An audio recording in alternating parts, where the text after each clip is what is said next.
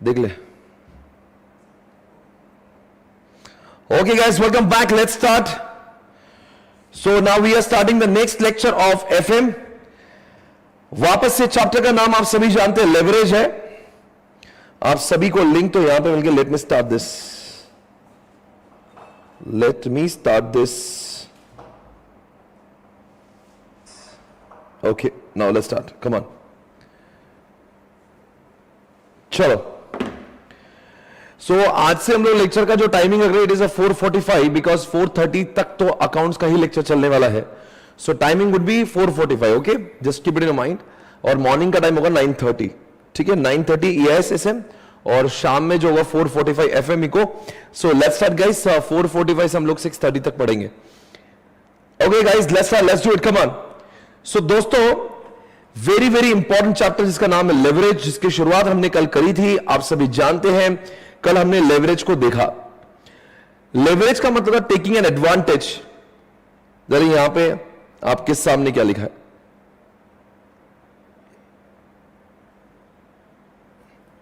क्या लिखा है यहां पे? The amount of debt used to finance a firm's assets, a firm with significantly more debt than equity is considered to be what, highly leveraged. ऐसा उन्होंने definition दिया है। इसको मैं समझाने ही वाला हूं आज की कैसे। वैसे बेसिकली इस चैप्टर में 3 टाइप के लेवरेज का डिस्कशन हुआ है। नंबर 1 ऑपरेटिंग, जिसको हम लोग डिग्री ऑफ ऑपरेशनल लेवरेज कहते हैं, जिसको हम लोग डॉल कहते हैं, डॉल। तो कल हमने डॉल की चर्चा करी थी। फिर उसके बाद में आज हम लोग DFL यानी कि डिग्री ऑफ फाइनेंशियल लेवरेज की हम लोग बात करेंगे। और उसके बाद में कल हम लोग कंबाइंड लेवरेज की बात करेंगे, जिसको हम लोग कहते हैं डिग्री ऑफ कंबाइंड लेवरेज, जिसको हम लोग कहते हैं DCL। सो अगर हम लोग इस चैप्टर के क्वेश्चंस कैसे आते हैं, सर होता क्या है इस चैप्टर में, क्या होता है, वो लोग ऐसे कुछ आपको डेटा देंगे और बोलेंगे find out doll, find out DFL, find out DCL। आपको पता होना जरूरी है कि डॉल निकालना है, DFL निकालना है, DCL निकालना है। बहुत आसान होता है निकालने के लिए। बट मेरा हमेशा मानना है कि अगर मैं आपको सिर्फ ऐसे बता दूं, रट्टा मार के फॉर्मूला बता दूं, डॉल का फॉर्मूला बच्चों ये है, DFL का ये है, let's solve the problem, that is not the way to be understood. Because हम लोग चाहते हैं कि आपको रियल लाइफ वर्ड से अंडरस्टैंडिंग मिलेगा कि लेवरेज चैप्टर कहता क्या है, what does it mean. Leverage निकालने से ज्यादा ये इंपॉर्टेंट है कि लेवरेज किसी कंपनी का दिया हो तो you should be able to interpret कि लेवरेज दिया हुआ है। अगर मान लो कि 2 कंपनी जहां पे आपको इन्वेस्ट करना है, एक का लेवरेज 3 है, एक का लेवरेज 5 है, तो आपको समझना चाहिए अरे मैं पैसे इन्वेस्ट करूं किसमें, अरे 3 वाली अच्छी के 5 वाली, ये समझ तो मुझे आना चाहिए। तो आपको कल ही पहना था, जिस कंपनी का लेवरेज ज्यादा होता है ना, वो कंपनी का फिक्स्ड कॉस्ट ज्यादा होता है, यानी कि वो कंपनी उतनी रिस्की होती है, यानी कि ऐसी कंपनी में पैसे लगाना बहुत रिस्की साबित हो सकता है। इसलिए आपने ऐसी ही कंपनी में पैसे लगाना चाहिए, ऐसी कंपनी में पैसे आपने इन्वेस्ट करना चाहिए, ऐसी कंपनी के शेयर्स आपने परचेस करना चाहिए जिसका लेवरेज कम होता है। तो this kind of knowledge is required. It is not about understanding leverage. Leverage के प्रॉब्लम सॉल्व करने के लिए भाई साहब 2-3 घंटों में back to back 20 question solve कर सकते हैं। That is not the big issue, but it is very important to be understood. आखिर लेवरेज क्यों पढ़ रहे हैं, ये चैप्टर क्यों दिया है? अरे भाई निकालना है, क्यों निकाल रहे इसको? मत निकालो ना, व्हाट डिफरेंस इट मेक्स, मत निकालो। निकाल रहे इसका मतलब कोई तो पढ़ता है, कैलकुलेट कर रहे हैं इसका मतलब कोई तो पता है। मतलब यानी बहुत खास जानकार लोग इसकी पढ़ाई करते हैं और उसके अपने निर्णय लेते हैं कि इस कंपनी में पैसे लगाए कि नहीं। For example, you have become the mutual fund का ओनर। आप SBI के म्यूचुअल फंड का ओनर बन गए, या फिर आप ICICI बैंक के म्यूचुअल फंड, आपके पास में 2 लाख करोड़ रुपए दिए हैं and you are the fund manager. अब लगाओ पैसे, कैसे लगाओगे? जूते से मारेंगे लोग अगर आपने पैसों का नुकसान कर दिया तो, चप्पल से मारेंगे आपको। मजाक समझ रहे हो आप? You are the fund manager, you are a chartered accountant, आप CFA हो और आप लोग आपके भरोसे में पैसे लगा रहे हैं, तो आपको उतनी अक्ल होना चाहिए ना पैसे कहां लगाए, क्योंकि आपको कमा के लेके उनको रिटर्न करना है। लोगों को समझ नहीं थी, लोगों को अक्ल नहीं थी, इसलिए आपके जैसे चार्टर्ड अकाउंटेंट पर विश्वास किया, आपके हवाले पैसे करे। तो आपकी इतनी बुद्धि होना चाहिए कि आपको समझे कि किस कंपनी में पैसे लगाए। तो इसीलिए दोस्तों, एक चार्टर्ड अकाउंटेंट होने के नाते आपको इन सारे फाइनेंशियल टर्म्स का नॉलेज होना जरूरी है, so that you would be able to invest funds in the right companies. क्योंकि बहुत सारे, जो आपने कभी सुना होगा म्यूचुअल फंड्स की आजकल ऐड भी चलती है, बहुत सारे लोग जिनको समझ नहीं होती है कंपनी और स्टॉक मार्केट की और शेयर मार्केट की, वो लोग क्या करते हैं, अच्छे अच्छे HDFC, SBI, ICICI, कोटक के म्यूचुअल फंड्स लेते हैं। पर समझने की, सर ये म्यूचुअल फंड के पैसे लगाते कौन है? उनके फंड मैनेजर होते हैं। सर फंड मैनेजर का क्वालिफिकेशन होता क्या है? CA, MBA फाइनेंस, CFA, अब यही लोग अगर उनको ही लेवरेज नहीं समझेगा, यानी कि आप जैसे चार्टर्ड अकाउंटेंट जिसको लेवरेज नहीं समझेगा, आप कैसे लोगों की मदद करोगे? और आप में और नॉर्मल इंसानों में फर्क क्या रह जाएगा? तो इसीलिए दोस्तों आपको सभी को पता होना चाहिए, मुझे लेवरेज ना कि सिर्फ निकालने आना चाहिए, मुझे तो लेवरेज समझना भी चाहिए। Have you understood? Come on everyone, उम्मीद है आप सब लोग पढ़ रहे हैं अच्छे से। Okay okay okay okay guys, everybody welcome back. Okay चलो, सभी लोग को समझ रहे हैं हाँ या ना? कुछ तो आप बोलेंगे। चलो आगे चलो, बेस्ट है, बहुत अच्छी बात है। तो तीनों लेवरेज हम लोग पढ़ेंगे। ओके ओके ओके, अब देखते हैं। यहां पे कल हमने ऑपरेटिंग लेवरेज को देखा था। ऑपरेटिंग लेवरेज को जब मैंने आपको बताया तो मैंने आपको कहा था कि हमें इनकम स्टेटमेंट बनाना जरूरी है। क्या बनाना जरूरी है? क्या बनाना जरूरी है? मैंने आपको कहा था, एक मिनट रुकिए,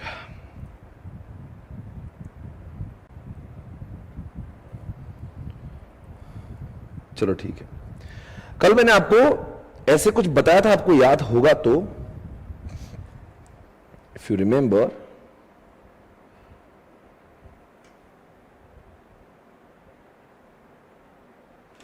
मैं आपको कुछ दिखाने जा रहा हूं। चलो लिख ही लेते। कल आपको कुछ पता था, देखो हमने कल इनकम स्टेटमेंट बनाई थी। इसको हम लोग कहते हैं इनकम स्टेटमेंट। इसमें आपको एफएम रॉक्स बोला था, रॉक्स, ये एफएम की बुक है, रॉक्स चाहिए मेरे को। ओके, ये है इनकम स्टेटमेंट। इनकम स्टेटमेंट बनता कैसे? बहुत सिंपल बनता है। सबसे पहले हम लोग क्या लिखते हैं यहां पे? सेल्स। सेल्स में से माइनस क्या होगा? Variable cost. उसके बाद में क्या बचेगा मेरे बच्चों? कंट्रीब्यूशन। माइनस क्या होगा बच्चों? Fix cost. फिर क्या बचेगा? EBIT, जिसको हम लोग क्या बोलते हैं? Earning before interest and tax. ये फॉर्मेट है, जब भी डॉल, TFL, DCL निकालना, ये फॉर्मेट आपको लिखना ही पड़ेगा। Without writing this format you will not be able to solve any problem of leverage. Leverage के प्रॉब्लम को सॉल्व करने के लिए आपको ये फॉर्मेट पता होना जरूरी है। ओके, आगे माइनस क्या करें सर? इसके आगे भी और कोई माइनस होता है क्या? देखो बच्चों, इसके बाद में माइनस होगा इंटरेस्ट। फिर क्या बचेगा आपके पास में? EBIT, यानी कि इंटरेस्ट पहले माइनस करते हैं, टैक्स बाद में, बिकॉज सारे खर्चे को माइनस करने के बाद जो इनकम बचती है ना, उसके ऊपर टैक्स लगता है। सिर्फ एक काम करो ना, पहले टैक्स माइनस कर दो, बाद में इंटरेस्ट। ऐसा नहीं हो सकता ना भाई। इंटरेस्ट आपने इनकम टैक्स का किया हुआ ना, तो पहले इंटरेस्ट माइनस करेंगे, पहले टैक्स निकालेंगे। पहले इंटरेस्ट माइनस करेंगे, और इंटरेस्ट माइनस करने के बाद जो संख्या बचती है ना, उसके ऊपर तो टैक्स लगता है। इसलिए पहले हम लोग इंटरेस्ट को माइनस करके EBIT निकालते हैं, और फिर माइनस क्या करते हैं मालूम है? हम लोग टैक्स माइनस करते हैं, और फिर क्या बचता है? EAT बचता है। सर EAT क्या होता है? Earning after tax. Sir EBIT क्या होता है? Earning before tax. ऐसा। ओके, अब अगर मैं आपसे पूछता हूं, कभी कभी एग्जामिनेशन में बोलते हैं find out EPS, earning per share. किसी को पता है EPS क्या होता है? कोई जवाब देगा मुझे? What is the meaning of EPS? अरे what is the meaning of EPS? Can you please tell me guys, what is the meaning of EPS? EPS इज नथिंग बट जो EAT, यानी कि जो प्रॉफिट अब बचा हुआ है ना, हमने पहले सारा का सारा वेरिएबल कॉस्ट माइनस कर दिया, फिर हमने फिक्स कॉस्ट भी माइनस कर दिया, फिर हमने इंटरेस्ट भी माइनस कर दिया, अब फिर हमने गवर्नमेंट का भी टैक्स दे दिया, हमने सबके पैसे दे दिए। अब कौन बचा है? इस पैसों का मालिक कौन है? इसका हकदार कौन है? ये पैसे किसके बाप के हैं? कौन है इसका मालिक? One and only the owner of the company, जिसका नाम है शेयर होल्डर्स। तो सर शेयर होल्डर को पैसे बांट देंगे, बांट दो। उसको क्या बोलते हैं हम लोग उसको डिवाइड करेंगे नंबर ऑफ शेयर से, तो फिर क्या बचेगा? नीचे आया तो EPS।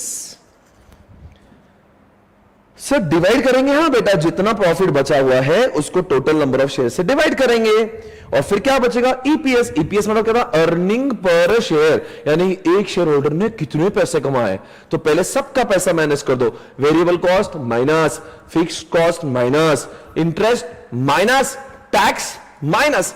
इंटरेस्ट किसको गया बच्चों, जिन्होंने हमें पैसे दिए थे। टैक्स किसको गया बच्चों, गवर्नमेंट को गया। वेरिएबल फिक्स्ड कॉस्ट तो हमने किया था, वो सब पैसे लौटा दिए। अब कुछ भी खर्चा बाकी नहीं, सब माइनस होने के बाद में डिवाइड करेंगे नंबर ऑफ शेयर से, वो बचेगा आपका EPS, earning per share. Okay, ये तो चीजें आपको बहुत अच्छे से समझ में आ गई होगी शायद। आप सभी ने लिख लिया होगा, मैं उम्मीद करता हूं। मैं आगे बढ़ रहा हूं। Everybody did you right this? चलो, पर कभी कभी दोस्तों ऐसा भी कभी कुछ हो जाता है कि ईपीएस ऐसे नहीं निकलता। पहले निकालते हैं प्रेफरेंस का डिविडेंड, क्योंकि आप सभी जानते हो दुनिया में दो टाइप के शेयर होते हैं। एक शेयर होता है प्रेफरेंस, एक होता है इक्विटी। अभी इस क्वेश्चन में हमने अज्यूम कर लिया था कि प्रेफरेंस है ही नहीं। अगर प्रेफरेंस होता तो क्या क्या क्या क्या होता। चलो एक बार बता दो, ये मान लेते हैं कि नो प्रेफरेंस, नो प्रेफरेंस। अब बात करेंगे yes preference.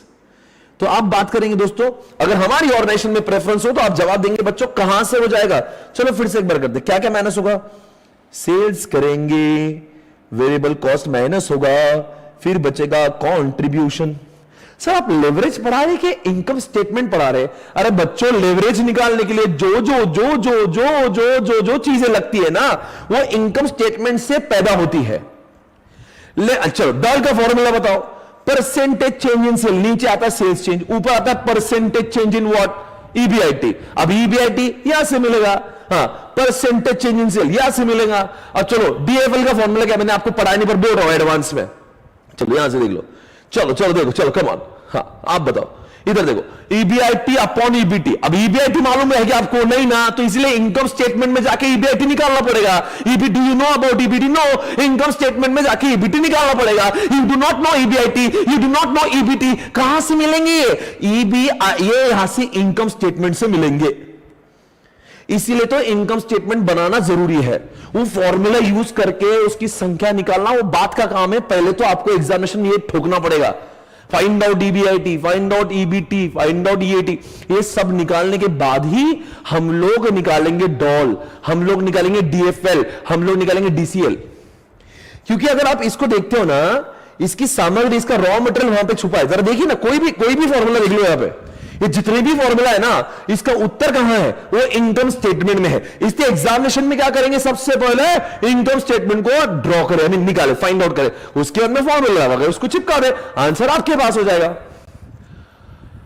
Without identifying EBIT, EBT, EAT आप ये सॉल्व नहीं कर पाएंगे। तो इसीलिए आपको सबसे पहले क्या पता होना चाहिए, इनकम स्टेटमेंट निकालते कैसे हैं। तो चलो बोलो बच्चों, सबसे पहले ऊपर क्या था, सेल्स, माइनस क्या करेंगे, अरे कुछ तो मन से बोलो, चलो माइनस करो, क्या माइनस करेंगे, वेरिएबल कॉस्ट, क्या बचेगा, कंट्रीब्यूशन, माइनस क्यों करेंगे, देख के नहीं, हाँ फिक्स्ड कॉस्ट। अब क्या बचेगा, ईबीआईटी। अब सबसे पहले क्या माइनस होगा, इंटरेस्ट या टैक्स, इंटरेस्ट, फिर क्या बचेगा, क्या बचेगा, एंडिंग बिफोर टैक्स, माइनस क्या करेंगे, टैक्स, क्या बचेगा, ईएटी। अब यहां पे सावधान इंडिया, टैन टैन टैन, दोस्तों अब माइनस करेंगे प्रेफरेंस डिविडेंड। सब ईएटी निकलने के बाद में अब पहले प्रेफरेंस को पैसे देंगे और उसके बाद में जो बचेगा ना, वो हम लोग निकालेंगे किसके लिए, इक्विटी। आप सभी जानते हो प्रेफरेंस और इक्विटी का डिफरेंस तो आपने बचपन से जाना होगा। बताओ प्रायोरिटी किसको मिलती है, प्रेफरेंस, नाम में ही प्रेफरेंस लिखा है, तो प्रेफरेंस शेयर होल्डर्स को डिविडेंड पहले दिया जाता है। तो माइनस किसको करूंगा मैं, प्रेफरेंस डिविडेंड, फिर क्या बचेगा इसको, ये प्रेफरेंस डिविडेंड। अब आएगा डिस्ट्रीब्यूटेबल प्रॉफिट, ये है आपका distributable profit, and this distributable profit will be shared among all the users, all the share holders. अब क्या करेंगे, इसको डिवाइड करेंगे नंबर ऑफ शेयर से, and then you will get EPS. So I hope you are identifying the difference between when company is having preference shares and when company is not having preference shares. So in this case, scenario number 1, we were not having preference shares, and that's why the things were different. But in the second case, यहां पे preference shares थे जिसमें सारी चीजें सब जो पहले हमने लिखी थी वो सब कुछ सही था, ये सब कुछ सही, ये सब कुछ सेम था. कहानी कहां से बदली है? वंस यू डिडक्ट टैक्स, उसके अंदर जब ईएटी आता है ना, उसके बाद सबसे पहले इक्विटी वालों को पैसे न दे, पहले जाएगा किसको? प्रेफरेंस डिविडेंड, जो ऑलरेडी फिक्स होता है 13%, 11%, whatever it is to be deducted. फिर जो डिस्ट्रीब्यूटेबल प्रॉफिट होता है वो बटेगा आपके इक्विटी शेयर होल्डर में, और इसको नंबर ऑफ शेयर से डिवाइड करके आप ईपीएस निकालोगे. That's it, over. एक बात मैं पूछूं आपसे, क्या जितना ईपीएस होता है क्या उतना ही डिविडेंड दिया जाता है? माय क्वेश्चन इज, जितना ईपीएस उतना डिविडेंड, या डिविडेंड कम भी हो सकता है? Let me check the answer. Come on guys, please tell me, आप कितना डिविडेंड देंगे? उतना देंगे या थोड़ा सा कम भी दे सकते हैं? बिल्कुल सभी का आंसर नो आ रहा है. You are right guys. आपका मानना है सर कंपनी की इच्छा के ऊपर हो सकता है कंपनी का पूरा 10-15 रुपए का ईपीएस और कंपनी का डिविडेंड जीरो हो. See, it depends on the board of directors, it depends on the shareholder to decide how much dividend is required to be given. It does not mean everything which is earned by the company should be distributed. वहां पे लिखा है distributable profit. It can be, it cannot be. Company might give 20%, third maybe they may give 0% of dividend. It's up to them. अभी जैसे इसकी company है, what do you call it? ये जो हमारा वैरेन बफेट की कंपनी है, आज तक उसने कभी डिविडेंड नहीं दिया. है तो बर्कशायर हाथवे नाम की जो कंपनी है, आज तक उन्होंने डिविडेंड नहीं दिया. क्यों नहीं दिया? वो बोलते हैं वैसे भी हम लोग डिविडेंड देंगे, लोग उस पैसों से क्या उखाड़ लेंगे. मेरे पास इतनी बुद्धि है, मैं आपको देने से अच्छा पैसे मेरे पास ही रखता हूं और मैं खुद ही लगाऊंगा और खुद ज्यादा कमा के आपको ज्यादा बताऊंगा. यानी कि उसको उतना क्या बोलते हैं, ही इज सो कॉन्फिडेंट कि मैं आपको दूंगा ना तो आप हो सकता 10% कमाए, मैं अगर आपके पैसे खुद के पास रखूंगा ना तो मैं आपसे ज्यादा ही कमा सकता हूं. He is that talented, that's why he has never distributed dividend. तो इट डिपेंड्स यार. ईपीएस होना, EPS is not required to be DPS. Okay guys, got it? Okay everybody. और सभी को लिखना था. यू आर हैविंग 1 मिनट का time, please write down, hurry up. जिसने लिखा है कोई बात नहीं, जिसने नहीं लिखा please complete this. Okay everyone. Microsoft भी बिल्कुल सही कह रहे हैं. क्या भाई, कैसे?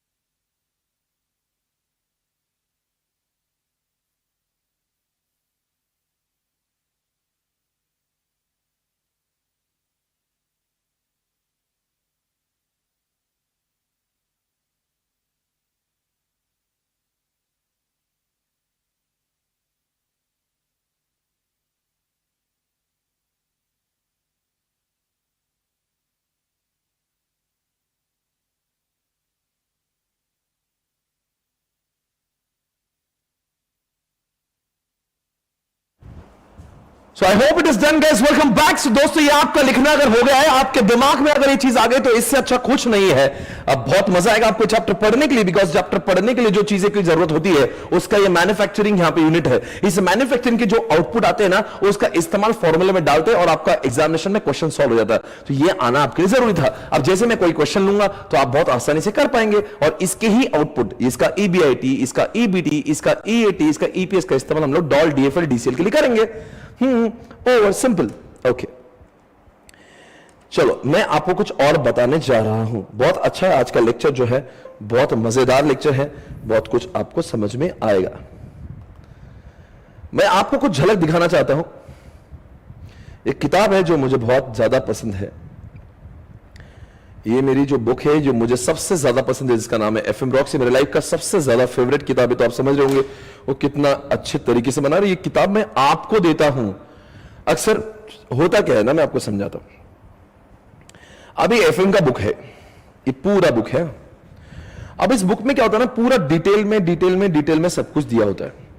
अब यहां पे बहुत सारे, जैसे इस चैप्टर में क्वेश्चंस कितने हैं, 1 2 3, बहुत सारे क्वेश्चंस जरा देखेंगे, लगभग 21 क्वेश्चंस इस चैप्टर में दिए हुए हैं। अब 21 क्वेश्चंस जो है एग्जामिनेशन के पहले हर चैप्टर में के, अगर मान लीजिए आपके इसमें इतने सारे क्वेश्चंस होंगे तो आप सॉल्व कब करोगे? एग्जामिनेशन से पहले आपको एफएम भी पढ़ना है, आपको इको भी पढ़ना है। इको की बुक इतनी बड़ी है, एफएम के अंदर 8 चैप्टर्स है, हर चैप्टर में 30 40 50 ऐसे क्वेश्चंस है। कब सॉल्व होगे साहब? और जब मैं स्टूडेंट लाइफ में था तभी मैंने समझ लिया था, इंसान इसीलिए नहीं फेल होता है कि वो पढ़ाई नहीं करता, इसीलिए फेल होता है कि उसको एग्जामिनेशन के पहले उसका रिवीजन ही नहीं हो पाता। Because this a very short time gap between the previous paper and the next paper, और उसमें इतनी पढ़ाई करना भी है, मेंटल भी आपको कूल रहना है, नींद भी लेना है। तो इसीलिए मैंने आपके भलाई के लिए एक बात सोची, अगर मैं स्टूडेंट होता तो मुझे क्या प्रॉब्लम होती? मैंने सोचा मुझे प्रॉब्लम होती कि मुझे रिवीजन करना है। हो सकता है क्लास के बाद में मैं बार बार एफएम को रिवाइज कर पाऊं, पर मैं कर नहीं पाता बिकॉज इतनी प्रॉब्लम्स है। तो मैंने एक आइडिया निकाली, और वो आइडिया मैंने निकाली भी और इंप्लीमेंट भी करे। पिछले 1.5 साल से बुक बाजार में है, सबसे ज्यादा बिकने वाली किताब है आज। जरा देखिए यहां पे क्या कर दिया मैंने। अब जैसे कोई भी, अभी मैं आपका ही चैप्टर उठाता हूं, लेवरेज। ओके, जरा देखिए, अब ये लेवरेज है। Okay, this is leverage.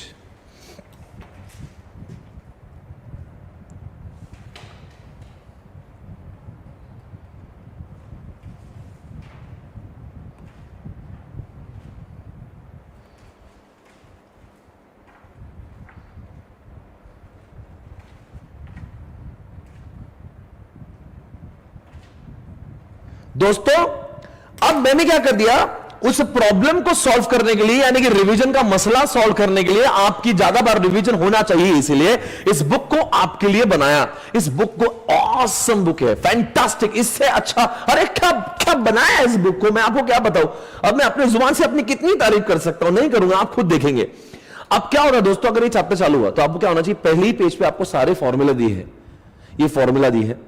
उसके बाद में ये आपका इनकम स्टेटमेंट जो अपन ने अब भी किया था खुद ने, देखो एक तरफ लिखा है प्रेफरेंसेस और एक तरफ लिखा विदाउट प्रेफरेंसेस। यानी कि दोस्तों आपको ये पता होना चाहिए कि चैप्टर स्टार्ट होने से पहले इन सब चीजों को आप एक बार रिवाइज कर ले।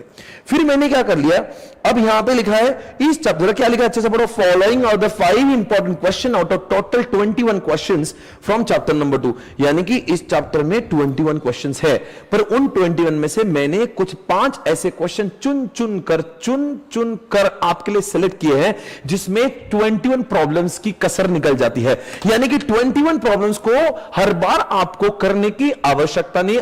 If you solve only these 5 problems, you are done with leverage chapter. पर सबसे पहले हम लोग ये 5 नहीं करेंगे, सबसे पहले तो क्लास में 21 सॉल्व करेंगे। we will solve each and every question in the class itself. उसके बाद में whenever you want to revise this subject, maybe after class gets over, maybe before the examination, आपको सिर्फ ये करना है and you are done with it, because इसमें वो 5 क्वेश्चन सेलेक्ट किए जिसमें सब कुछ कवर है। These are the comprehensive question and you will be able to do it very easily. तो ये तो क्वेश्चन ना किसी क्वेश्चन है, उसको इज्जत से, जैसे आईसीआई आपका प्रेजेंटेशन एक्सपेक्ट करती है वैसे सॉल्व किया है, ताकि बार बार आप ऐसा प्रेजेंटेशन देखें, आपके दिमाग में उसकी इमेज उतरे और आप भी ऐसा ही फील करोगे। आपको एग्जामिनेशन में ऐसा ही लिखना है जैसा रॉक्स में लिखा है। कैसा सुंदर लिखा है, जरा देखिए ना, आहा, जरा देखिए, वाह मजा आ गया।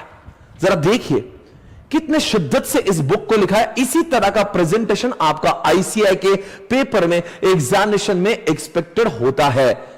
इसीलिए ऐसा लिख के दिया ताकि आपको बार बार देखने से फील हो कि हाँ मुझे भी आईसाइट एग्जामिनेशन में लिखना है। तो आप पूछते ना बहुत बार, सर पेपर में लिखना कैसे, ऐसा लिखना है। सर कैसा लिखते, ऐसा बोला ना, आईसाइट, बस this is the way it is to be done. So I hope ये आपको ये आइडिया जो मैंने लगाई है, हो आपको मजा आएगा। अगर जरा अच्छे लगे तो एक बार तालियां बजा दो please. Thank you so much. आपको उम्मीद है कि आपको ये जो है बहुत ही अच्छा लगा हुआ कॉन्सेप्ट है। और ये बुक जिन्होंने, हो सकता है कुछ लोगों के पास मिल चुकी होगी, और जिन्होंने अभी एडमिशन लिए तो उनकी बुक आ रही होगी।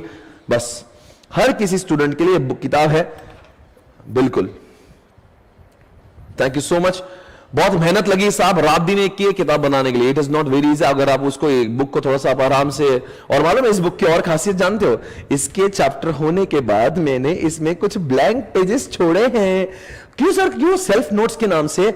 यानी कि जब हम लोग ये चैप्टर के 21 क्वेश्चंस करेंगे ना, हर क्वेश्चन में कुछ अलग अलग अलग अलग एडजस्टमेंट होगी, जहां पे आपको कुछ सीखने मिलता है, कुछ आपको लगता है कुछ अलग चीजें मिल रही है, तो मैं आपको यहां पे नोट करवा दूंगा, ताकि एग्जामिनेशन के पहले आपको, अच्छा इस क्वेश्चन में एक इंपॉर्टेंट एडजस्टमेंट थी, वो ऐसी थी और उसको ऐसा सॉल्व करते हैं, उतना यहां पे लिख देंगे, ताकि आपको पूरा क्वेश्चन वापस से सॉल्व करने की जरूरत ना पड़े। हम लोग पढ़ाई को करेंगे, सिस्टमैटिकली करेंगे। हाँ, ये ऐसा फालतू 12-12 घंटे पढ़ रहे, आउटपुट 2 घंटे करने का, ऐसा नहीं करने का। जितना ऐसा प्रोडक्टिव काम करेंगे, क्लास में ही नोट्स बन जाएगी आपकी। बस क्लास जिस दिन खत्म होगा आपके पास में, you should be ready with the notes. भाई इतना पढ़ना है, काम खत्म। This is the way it should be. ना तो आप क्या है, क्लास होने के बाद में वापस you are again back to square root. अरे अब कैसे करें? अरे कैसा नहीं भाई, मेरे पास डेटा रेडी है, इतना ही पढ़ना है ना, I am done with FME को, दैट्स इट। ये आपका एटीट्यूड होना चाहिए। And this is not only with ऐसी रॉक्स मैंने सिर्फ एफएम के लिए नहीं बनाई भाई और बहना, ऐसी नोट्स तो मैंने इको के लिए भी बनाई है। नोट्स के बारे में तो डोंट वरी, आपको 1 नंबर। और मालूम है, हर चैप्टर होने के बाद में जब 21 क्वेश्चन हो जाएंगे, हम तो आईसीआई के पेपर भी सॉल्व करेंगे। ये तो 21 क्वेश्चन सिर्फ मेरे बुक के हैं। अभी तो आईसीआई के नवंबर में ऐसे कई सालों के क्वेश्चन हम लोग सॉल्व करते, ताकि आपको एहसास हो यार मैं तो आईसीआई के पेपर भी सॉल्व कर पा रहा हूं। और मेरा यह दावा है आपसे कि आप खुद ही इसी क्लास में 2 दिनों बाद लेवरेज चैप्टर के सारे क्वेश्चन आईसीआई के खुद सॉल्व कर पाएंगे। Not only leverage, all the chapters. Okay, so आओ दोस्तों आगे बढ़े। Okay guys, welcome back everybody. चलो आ जाओ, कम ऑन। अब हम लोग आगे बढ़ना चाहते हैं। दोस्तों आपको मैंने कल पढ़ा था डॉल। डॉल में 2 चीजें होती है, एक वेरिएबल कॉस्ट, एक fixed cost. Can you please tell me the difference between variable cost and fixed cost? Variable, fixed. Fixed वो होती है आपका सेल कितना भी हो, आपका सेल हो ना हो, आपकी कॉस्ट लगने वाली है, मतलब लगने वाली हो irrespective of the sales। पर जैसा आपका सेल बढ़ता है, आपकी कॉस्ट अगर वो बढ़ रही है, it is called as variable cost।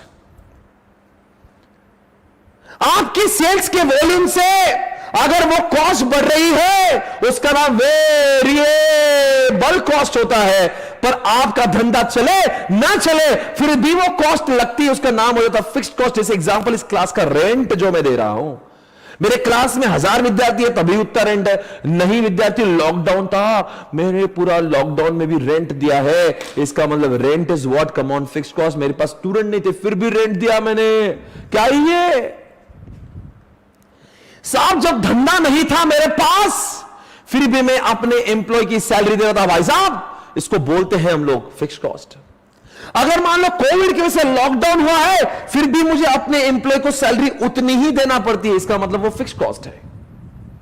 हां, पर मेरे पास जो मैं किताबें छपवाता हूं ना आपकी, ये बेवजह नहीं छपवाता। वो स्टूडेंट्स एडमिशन लेंगे तो बुक छपेगी, तो बुक छापना क्या हो गया मेरे लिए? वेरिएबल कॉस्ट हो गया। Are you able to understand that? चलो, कोई शुगर फैक्ट्री है, कोई शुगर फैक्ट्री है, उसके लिए शुगर केन क्या है? मतलब शक्कर बनाओ मत बनाओ, शुगर केन लगने वाली। It is not like that. जितनी शुगर बनाना चाहते हो उतने शुगर केन, तो sugar cane is not variable cost, come on. पर दोस्तों, वो मशीन जो होती है, उसमें गन्ना डाले नहीं डाले, उसका मेंटेनेंस तो लगने ही वाला। That is what fixed cost. इसलिए फिक्स्ड कॉस्ट और वेरिएबल कॉस्ट का डिफरेंस आपको पता होना बेहद जरूरी है।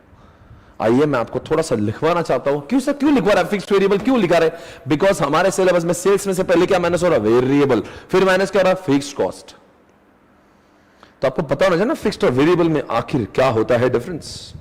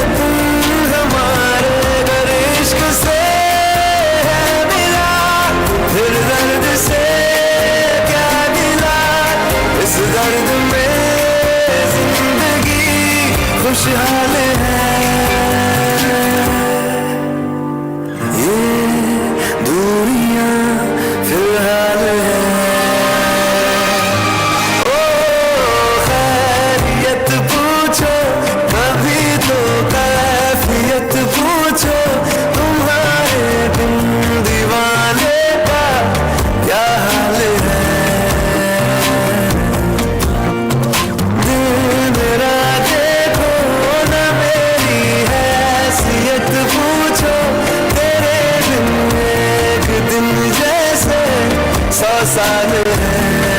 Hey guys, welcome back. Come on, check it out. क्या लिखा है?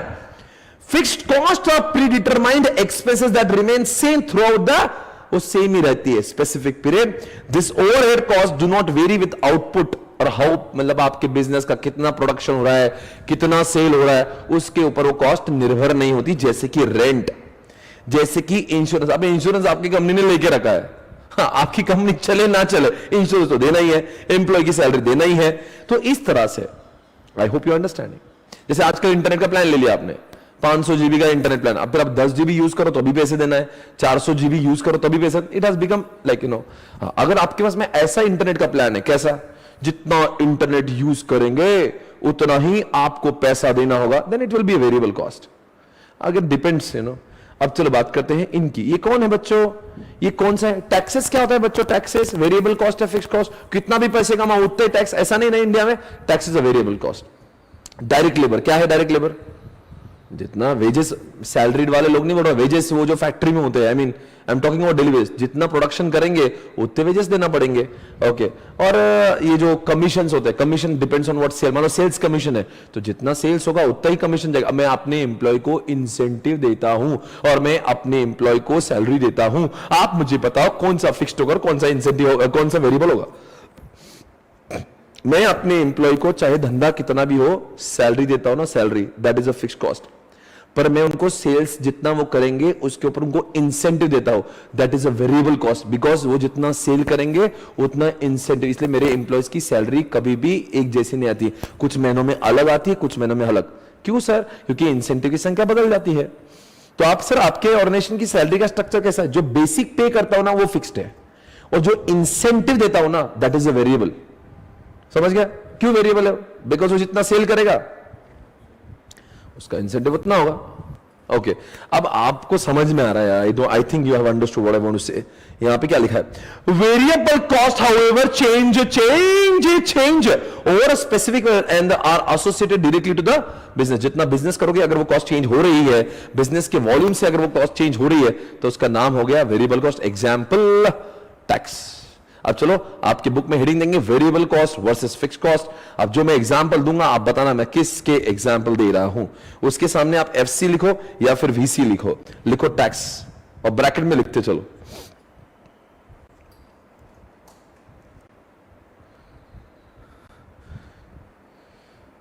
लिखो टैक्स. टैक्स कहां पे आएगा बच्चा?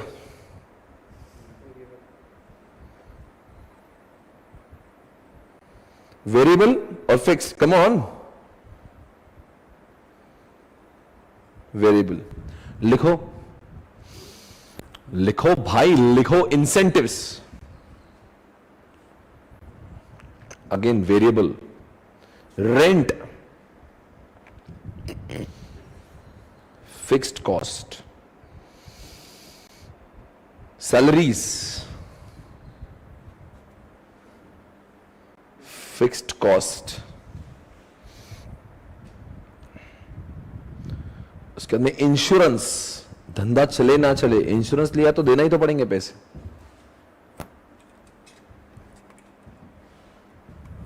क्या है insurance? Raw material. Raw material तो वेरिएबल होता है. जैसे कि अगर शुगर फैक्ट्री के लिए शुगर केन की बात करेंगे, क्या है वो? वेरिएबल है. Come on guys, welcome back. So I think you have understood the difference between the variable cost and direct cost.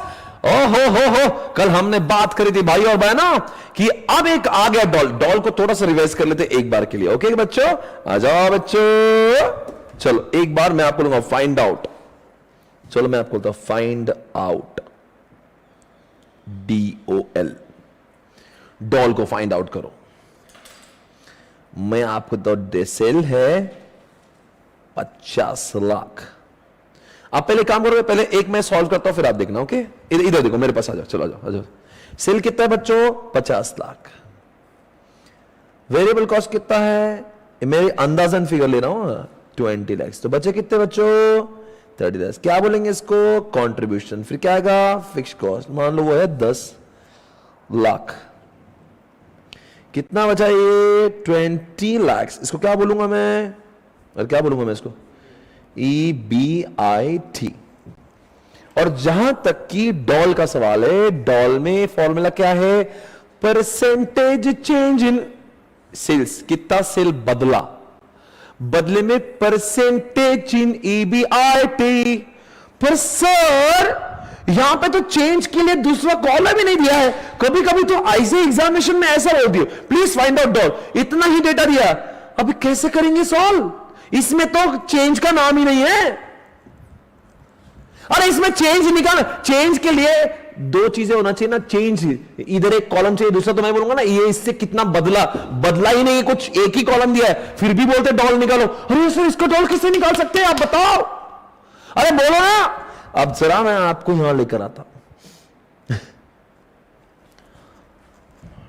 जो ध्यान से देखिएगा क्या लिखा है यहां पर। कम ऑन, यहां पे डॉल का मतलब क्या है? Taking advantage of operations of business that is operating fix cost. कल का एग्जाम्पल अगर आपको याद होगा तो मैंने आपको कल दो एग्जाम्पल दिखाए थे, एक में फिक्स कॉस्ट था और एक में नहीं था। क्या तुम्हें याद है ऐसा हमने सॉल्व किया था? इसमें फिक्स कॉस्ट था, इसमें फिक्स कॉस्ट नहीं था। फिर आपको मैंने पूछा था दोनों में डिफरेंस क्या हुआ, तो आपने क्या बोला था? सर यहां पे 10,000 का सेल पहले था, अब हो गया 20,000, यानी कि सेल बढ़ा 100% से, चेंज कितना हुआ? 100%। तो EBIT भी 100% से बढ़ना चाहिए था। इंग्लिश में बोलेंगे it should have been increased by 100%, but it has got increased by 160%। How come? बोलो बोलो भाई, जवाब दो। क्योंकि सर उनका सेल बढ़ा ना, तो वेरिएबल कॉस्ट बढ़ी पर फिक्स कॉस्ट बढ़ा ही नहीं है, इसलिए fix cost is fixed irrespective of the sales. इसीलिए दोस्तों जो पतंजलि जैसी कंपनियां हैं, जो एयरलाइन इंडिगो जैसी कंपनीज है, और जो जियो जैसी कंपनीज है जिन्होंने बहुत फिक्स्ड कॉस्ट लगा के रखा है ना, वो क्या करते हैं? They are trying to sell more more more more more. क्यों? अरे भाई जियो जितना सेल कर रहा है ना, उसका फिक्स कॉस्ट नहीं बढ़ रहा। वो जो उसने क्या बोलते हैं टावर गाड़ के रखे ना, और जो केबल घुसेड़ के रखे ना गड्ढों में, वो उसकी कॉस्ट नहीं बढ़ती, वो तो ऐसी रहेंगी ना। चाहे 40 मिलियन लोग काम करें, क्या बोलते हैं 40 लाख लोग, अगर 40 करोड़ इंडिया के लोग जियो यूज करें या 80 करोड़ करें, वो केबल जो खड्डों में जो केबल घुसेड़ के रखा है ना, जो टावर है वो वैसे ही रहेंगे।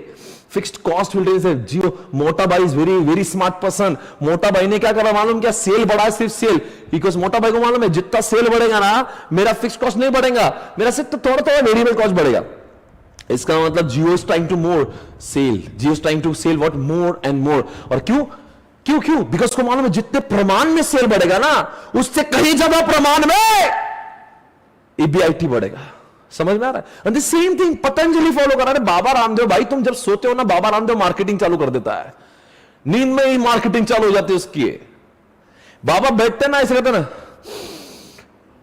वो चलते हैं ना, बाजू में प्रोडक्ट लेके बैठते बाबा, और कैमरा आता है इधर देखो इधर उधर, और बाबा गिफ्ट भी क्या देते? ये लो हावला जूस, ये लो च्यवनप्राश। बाबा का मार्केटिंग है भाई, बाबा को ऐसा मत समझना। एंड व्हाई बाबा is able to sell more? Because बाबा is doing lot of marketing. बाबा नोज लेवरेज वेरी वेल। बाबा नोज दैट कि मुझे मिलने वाला डॉल, ये डॉल के पीछे पड़ा है बाबा। हाँ, बिकॉज बाबा की जो फिक्स कॉस्ट जो है ना, हरिद्वार में जो बाबा ने जो कंपनीज बनाई है ना, वो that fix cost is same, तो सेल बढ़ा रहे हैं। इसलिए बड़ी बड़ी कंपनियां क्या बढ़ाती है? सेल बढ़ाती है। सोचो डॉल कितनी जरूरी है जानना। बड़े बड़ी कंपनी को समझ जाता है हमारा सेल जिस प्रमाण में बढ़ेगा, प्रॉफिट उससे कहीं गुना ज्यादा बढ़ेगा। समझा क्या? अरे बच्चों बाजू में एक पॉइंट लिखा है, इसमें तो फिक्स कॉस्ट ही नहीं है। अब क्या होगा? ऐसे कंपनी को क्या बोला जाएगा? जितने प्रमाण में आपका सेल बढ़ेगा, उतने ही प्रमाण में आपका EBIT भी बढ़ेगा। आपको यहां पे लेवरेज का ज्यादा एडवांटेज नहीं मिलेगा, बिकॉज आपकी कंपनी का कोई भी फिक्स्ड कॉस्ट नहीं है। तो हमने कल का समझा था, जिसकी फिक्स्ड कॉस्ट 0 वहां का लेवरेज हमेशा 1 है ना, और जिसकी फिक्स कॉस्ट ज्यादा, अरे कल ही तो पढ़ा ना, जिसकी फिक्स कॉस्ट ज्यादा उसका लेवरेज 1 से ज्यादा। बताओ रहे बच्चों क्या फॉर्मूला था इसका, याद है? Percentage change in what? Sale. नीचे सेल, कितना सेल चेंज हुआ, बदले में कितना EBIT चेंज हुआ। तो बच्चों को कुछ लोगों को कल ये डाउट आया था, सर ये 10,000 का 20,000 हुआ तो इसको 100% क्यों बोला आपने, ये 200% क्यों नहीं? अरे ढोकले, तुझे ये निकालने की अक्ल नहीं है। मुझे डाउट आया, डाउट कल, वो बच्चा मुझसे लड़ लिया, बोल रहा 160 नहीं है 260 है ये। अरे झंडूबाम, ये 160 है, मैंने बोला बढ़ा कितना, बढ़ा चेंज बोला मैंने, चेंज तो चेंज कितना हुआ? 13,000 चेंज नहीं हुआ, 8,000 चेंज हुआ है भाई। 5,000 से 13,000 हुआ, मतलब चेंज कितना हुआ? चेंज 13,000 चेंज नहीं हुआ, पहले 0 नहीं था, पहले 5 था, अब 13 हो, तो चेंज कितना हुआ? तो चेंज हुआ 8,000। समझ में आया मैं क्या बोल रहा हूं? चेंज हुआ 8,000, समझा मैं क्या बोला? और कितने पे चेंज हुआ? पहले कितना था? 5,000, तो बढ़ा कितना? 5,000 पे 8,000 बढ़ा, 0 पे 13,000 नहीं बढ़ा वो। पहले कितना था? 5, अब कितना होता है? यानी कि पहले कितना था? 5,000, नाउ इट हैज बिकम 13,000। तो कितने से बढ़ा? 13,000 नहीं बढ़ा, बढ़ा कितने से बढ़ा? 8,000 से बढ़ा। तो मैं ऊपर 8 लिखूंगा ना, 13 थोड़ी ना लिखूंगा। ऊपर से ऊपर 13 लिखो और नीचे 5, मैं नहीं लिखूंगा, ऊपर 8 ही लिखूंगा, क्योंकि बढ़ा कितना भाई। हाँ, अगर आप बोलोगे 13,000 लिख दो तो ऑब्वियसली 260% आएगा, पर बढ़ा कितना? 8 बढ़ा ना, तो 8 डिवाइड बाय 5 यानी कि 160% तो होगा ना ये। तो क्या बोलेंगे इसको? परसेंटेज चेंज इन किस में? EBIT। ये था 160%। चलो ऊपर का देखते हैं कैसे। अब निकालो।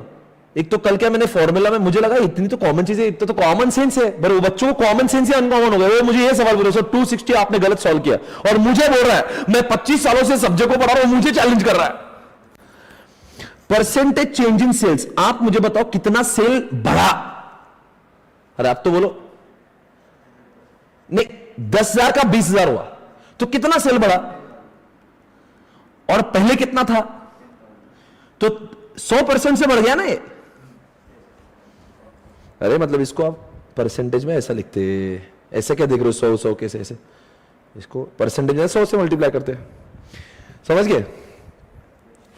तो ऊपर क्या है? 100%, ये हटा दो इसको। कितना हुआ? 100%। ये कितना हुआ? 160%। फॉर्मूला क्या है अपना? ये फॉर्मूला है, परसेंटेज चेंज इन EBIT ऊपर, सेल्स नीचे। तो अपना EBIT कितना आएगा? बराबर EBIT 160 है, ये 100 है, ये 1.6 times. I hope you understand this, okay? क्योंकि मैंने कल क्या अजम्पशन किया था? परसेंटेज चेंज इन सेल्स नीचे है, परसेंटेज चेंज इन EBIT है, 160 और 100 आपको समझ ही गया होगा। ऐसे ये मेरा गलती हो गई मेरी, मुझसे। It was my mistake that मैंने आपको बहुत ओवर एस्टिमेट कर लिया था। मुझे लगा चेंज बोला तो चेंज वर्ड में ही उसका मीनिंग छुपा हुआ है। आपको क्या करना है,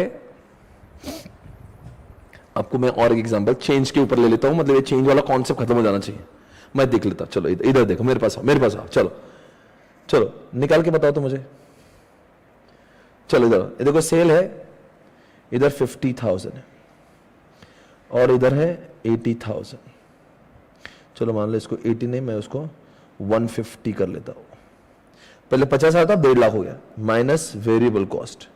इसकी 10,000 थी, तो बताओ इधर कितनी होंगी रे? अरे सेल्स 3 गुना बढ़ा ना भाई। अरे यार बोलो भाई, सेल्स कितने से बढ़ा? 3 गुना। तो वेरिएबल कॉस्ट कितने से बढ़ेंगी? 3 गुना। तो कितनी हो जाएगी वो? 30 लिख दो। अभी कितना बचेगा? 40। ये कितना बचेगा? ये क्या है? माइनस क्या करूं? अब फिक्स कॉस्ट इसकी 20,000 है, तो क्या होगा? ये भी बिल्कुल सही। अब कितना बचेगा? ये आएगा कितना? 20। ये कितना आएगा? 1 लाख। बराबर है। ये क्या है? EBIT। आपका समय शुरू हो रहा है, आपको फाइंड आउट करना है EBIT। ये आपको लिखना है, सॉल्व करना है। Please solve it. आपका समय शुरू, फॉर्मूला आपको पता है। पहले तो आपको क्या क्या फाइंड आउट करना है, इधर देख लो। आपको पहले फाइंड आउट करना है परसेंटेज चेंज इन EBIT, ये करेंगे आप। फिर आपको फाइंड आउट क्या करना है? Percentage change in what? Sales. और फिर तीसरा क्या करना है आपको फाइंड आउट? क्या बोलते हैं अपना? DOL। उसका फॉर्मूला क्या है? परसेंटेज चेंज, बोलो ना रे, सेल्स। इधर परसेंटेज चेंज इन EBIT, ठीक है ना, आपको ये करना है। चलो देखो सॉल्व करो जल्दी से, देखते कौन जवाब देगा। ये पहले ड्रॉ कर लीजिए आप।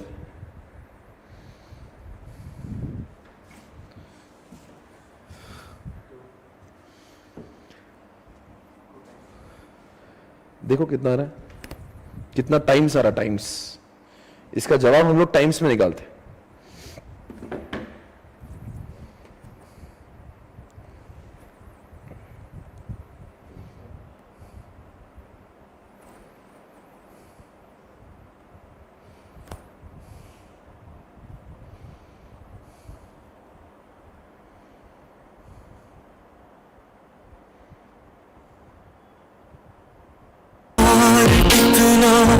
ये हम नहीं जानते मगर जी नहीं सकते तुम्हारे बिना।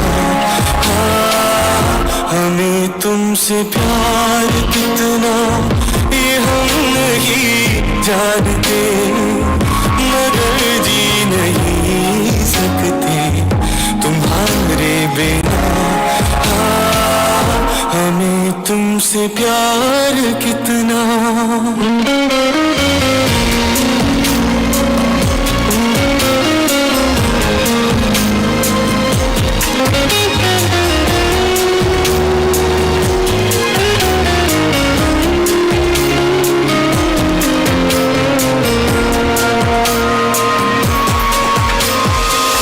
सुना हम जुदाई का उठाते हैं लोग, जाने जिंदगी कैसे बिताते हैं लोग। दिन भी यहाँ तो लगे बरस के समान।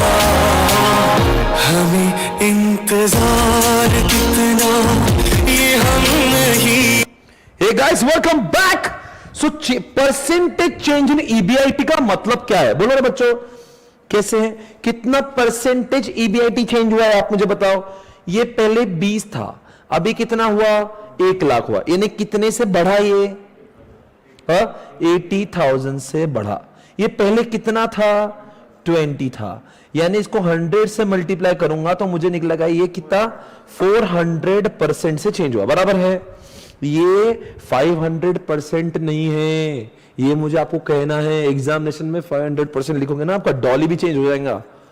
अंडरस्टैंड, आपका डॉल डिपेंड्स ऑन दिस। ये गलत नहीं है तो डॉल भी गलत हो जाएगा। तो कितना बदला, that is important, right. Okay आगे, ये कैसा भाई, परसेंटेज चेंज कितना हासिल हुआ, 50,000 का 1.5 लाख हुआ, कितना चेंज हुआ, ये 1 लाख से बढ़ा। पहले कितना था, 50,000, तो कितना, इसको मल्टीप्लाइड बाय 100 तो परसेंटेज में कितना हुआ, वेरी गुड। अब अपने इसमें रॉ डेटा आ गया, इधर 400 इधर 200, तो बताओ बच्चों सेल कितने से चेंज हुआ, 200%। ये कितने से चेंज हुआ, 400%। अब बताओ बच्चों कितना होगा, ये 2 टाइम्स, तो ये डॉल हो गया 2 टाइम्स। जितने भी लोगों ने 2 टाइम्स लिखा है उन सभी के जवाब सही है, और सभी लोगों ने जवाब सही दिए हैं। So everybody give me the right answer. Everybody who is giving answer 2 times. मेरे साथ कौन बैठा है, ऐसा बोल रहा है एक बच्चा, बोल रहा है कुणाल गोयल। मुझे पूछा सर आपके सामने कौन बैठा है, मेरे सामने 2 छात्र बैठे हैं,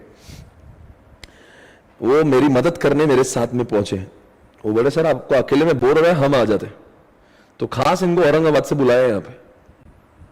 क्या नाम है आपका बताओ, कुणाल, कुणाल नेले, ले अच्छा लेले साहब हमारे बीच में बैठे, निरंजन गायकवाड़ हमारे बीच में बैठे। दोनों का आपका इस शो में बहुत बहुत स्वागत है, और पूरी इंडिया भी आपको हाय हेलो कर रही है। यहाँ पे कुणाल बैठे हैं और गायकवाड़ साहब बैठे, दोनों का भी इस शो में बहुत बहुत स्वागत है। आज हमारे शो में ये लाइव उपस्थित है। ओके चलो बहुत अच्छी बात है। 2 टाइम्स का मतलब क्या हुआ, 2 टाइम्स लेवरेज का मतलब क्या है, जरा मतलब बताओ क्या, what is the meaning of 2 times. अरे बोलो ना, अब मतलब क्या है 2 टाइम्स लेवरेज मतलब क्या। अगर कंपनी का सेल 1 गुना बढ़ा, बोलो आगे, तो उसका EBIT 2 गुना बढ़ेगा। Is that okay, is that okay, is that okay, okay okay है ना। ये आपने निकाला डॉल। पर मैं अभी तक वो बात को भूला नहीं जो मैं पूछने वाला था। अभी तो हमारे पास में एक ऐसा प्रश्न आ गया जिसमें आपको फाइंड आउट डॉल बोला, चलो फाइंड आउट करके बताओ, लिखो एक क्वेश्चन। ये नेक्स्ट क्वेश्चन, आप ऐसे क्वेश्चन को अपने आप नंबर दे दिया करो। अब मुझे पता नहीं कौन सा क्वेश्चन चल रहा है, क्या चल रहा है, अपने आप ही आप अंदरूनी नंबर दे दो। मेन बुक के क्वेश्चन नंबर अलग होंगे, ये अभी प्रैक्टिस क्वेश्चन है, तो आप उसको P1, P2, P3, P4 ऐसा लिख सकते हैं, ठीक है। ये प्रैक्टिस क्वेश्चन है। मॉडल के क्वेश्चन को हम लोग M1, M2 ऐसा लिखते रहेंगे। Okay fine, okay. और बुक लिखोगे ना, सुंदर बुक बनाओ, सब चिंदीगिरी नको करो यार, अच्छी बुक लेके मस्त सॉल्व करने का मजा अलग है। हाँ, आनंद लेंगे। चलो आ जाओ।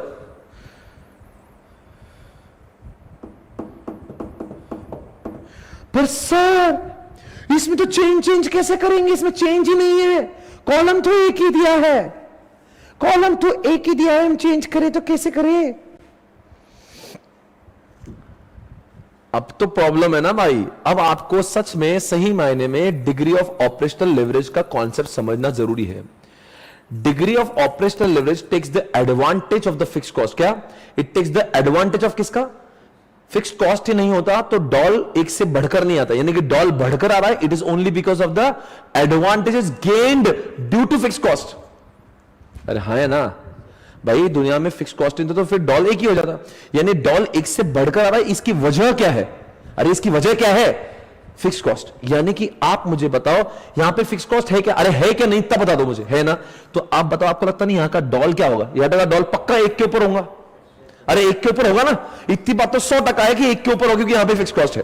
यानी कि दोस्तों अगर हम लोग देखते हैं कि अगर हमें फिक्स कॉस्ट की वजह से आया हुआ एडवांटेज देखना है, इसका मतलब आपको देखना फिक्स कॉस्ट का इंपैक्ट कितना हुआ, फिक्स कॉस्ट के पहले कितना प्रॉफिट था, फिक्स कॉस्ट के बाद में कितना प्रॉफिट है, इनका दोनों का डिफरेंस तो डॉल है। फॉर्मूला तो आपने डिफाइन कर लिया, क्या फॉर्मूला है?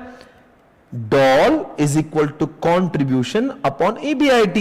सर ये तो इतना इजी, हाँ यही तो फॉर्मूला है। क्योंकि सर इस फॉर्मूला में ऐसा क्यों लिखा? एक कॉन्सेप्ट क्या है बताओ, क्यों?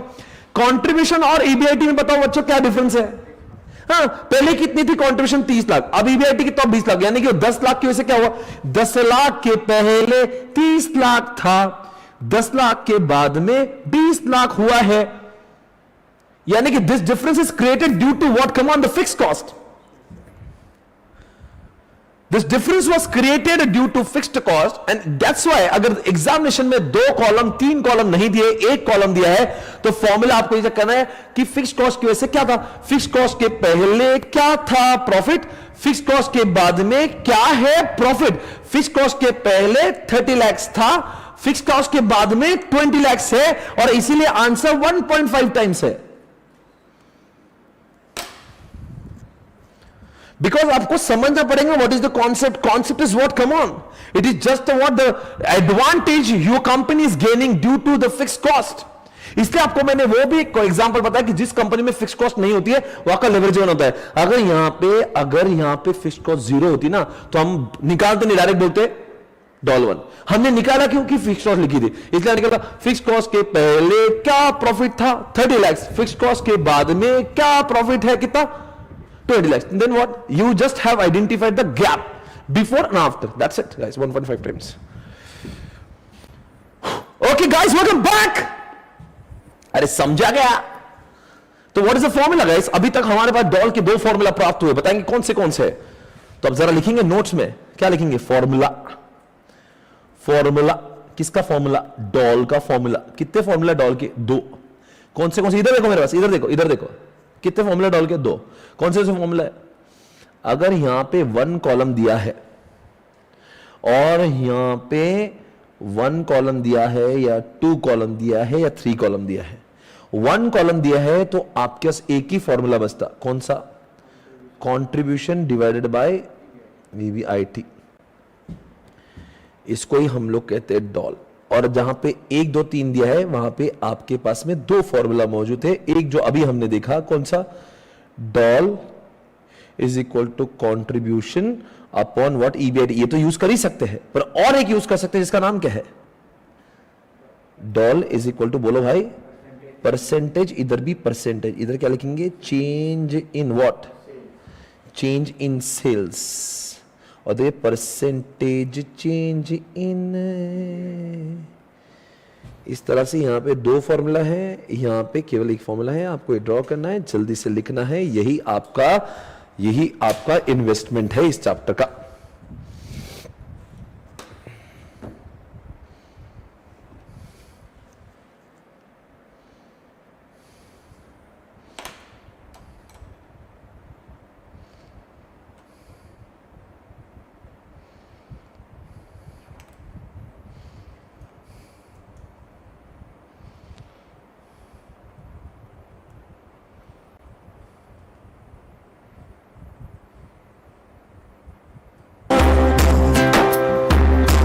एक लड़की को देखा तो ऐसा लगा जैसे नाचता मोर, जैसे रेशम की डोर, जैसे परियों का राग, जैसे संदल की आग, जैसे सोलह सिंगार, जैसे रस की फुहार, जैसे आहिस्ता आहिस्ता बढ़ता नशा।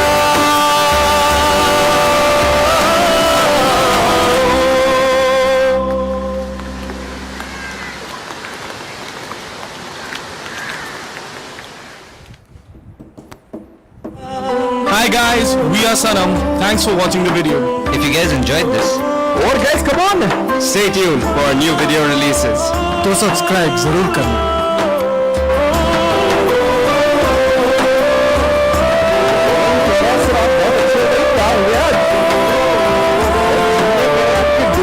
मस्त है, अच्छा बेटा, ये कमेंट करोगे आप?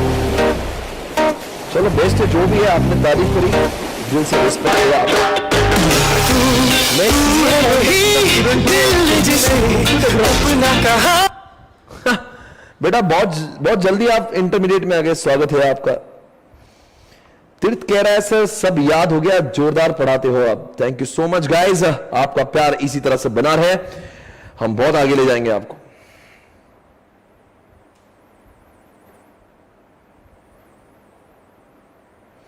अरे वो केशव अग्रवाल को कौन जवाब देगा, जो अभी किसी केशव अग्रवाल ने बोला है कि कल 1.6 नहीं था 2.3 था। क्या लिख रहा है पता नहीं, I don't know what is saying. Thank you so much guys. Garv thank you so much. Sneha thank you so much. Yuvi कह रहा है sir love you too. 1 to 3 के लिए बेटा इनमें से कोई भी फॉर्मूला यूज कर सकते हैं, आपको जो अच्छा लगे। अक्सर लोग इसको यूज करना बहुत पसंद करते हैं बिकॉज में कट झंझट ज्यादा नहीं है। वो परसेंटेज में पहले तो 2 बार वो निकालना पड़ता है। इसमें लोग इसको पसंद ज्यादा करते हैं, इसमें मेहनत का में डायरेक्ट आंसर बाहर निकलता। ठीक है, चलो आगे बढ़ेंगे। अब मैं आपको कहां ले जाऊंगा मालूम है? कहां ले जाऊंगा आपको? मैं आपको डीएफएल पे ले जाता हूं, degree of financial leverage. Financial leverage को समझने के लिए आपको यह कॉन्सेप्ट को समझना जरूरी है। डीएफएल की बात करें, क्या लिख रहे हैं यहां पे? Taking advantage of financial structure of business that is a fixed cost of finance that is interest. कल मैंने आपको रिलायंस की बैलेंस शीट दिखाई थी। मैंने आपको कहा था कैपिटल स्ट्रक्चर में हर कोई कंपनी जब पैसा खड़ा करती है ना, कुछ इक्विटी से लाती है और कुछ डेट से लाती है, और आपको जवाब देना है किसके ऊपर इंटरेस्ट देना अनिवार्य। आंसर है डेट। तो जिस कंपनी ने डेट लिया होगा यानी कि उसकी फिक्स्ड फाइनेंशियल कॉस्ट। सर इसके पहले भी तो फिक्स कॉस्ट थी बेटा, अब की बार वो फिक्स कॉस्ट फाइनेंशियल वाली है। पहले वो फिक्स कॉस्ट थी कौन सी? जैसे एग्जाम्पल रेंट, जैसे एग्जाम्पल सैलरीज। सर एक मिनट, थोड़ा कंफ्यूजन हो रहा है। आप क्या बोल रहे हो? इधर भी फिक्स कॉस्ट है। हाँ मैं पता है, मुझे पता है मैं क्या बोल रहा हूं, आप समझ लो, ठीक है ना?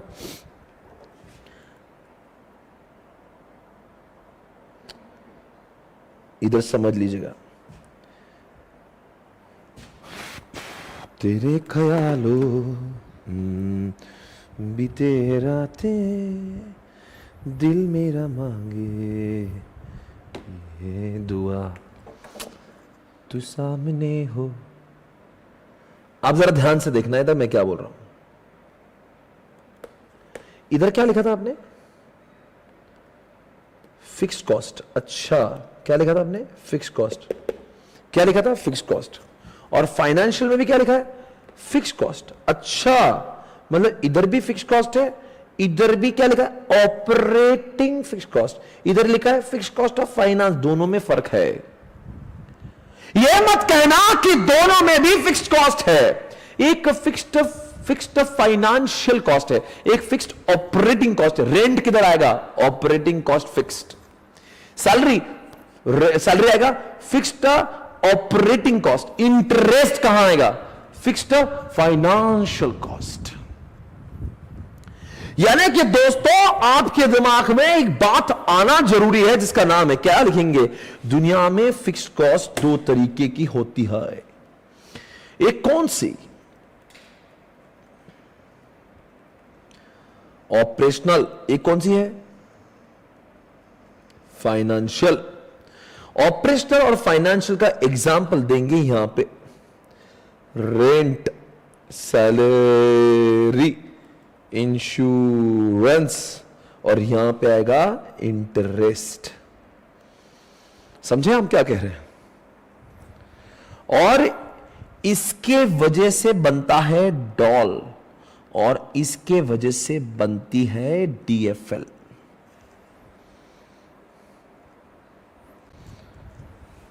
ये आपको लिखना जरूरी है, मैं समझाऊंगा आपको।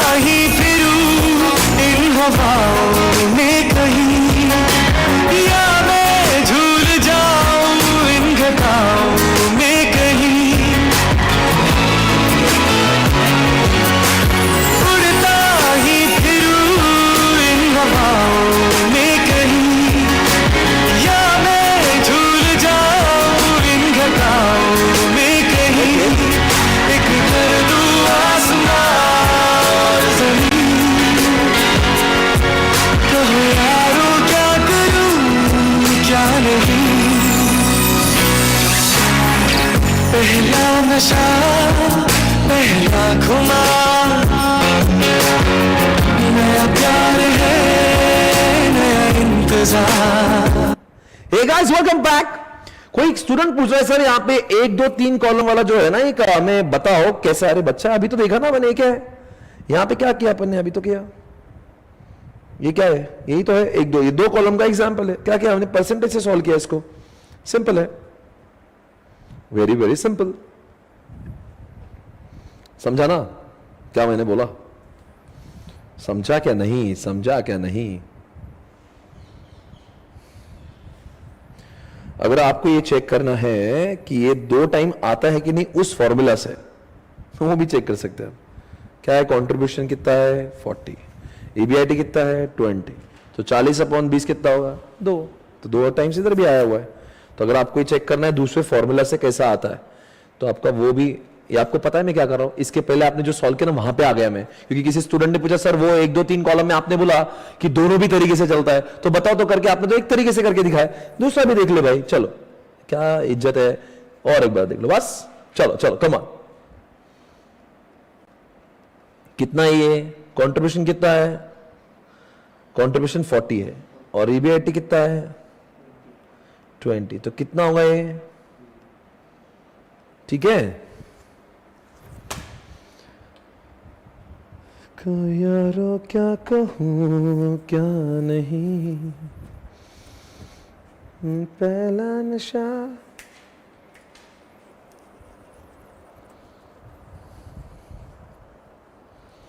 फिक्स्ड फाइनेंशियल कॉस्ट के बेटा ज्यादा एग्जाम्पल आपको नहीं मिलेंगे। उसका मेन एग्जाम्पल इंटरेस्ट ही इंटरेस्ट है बस।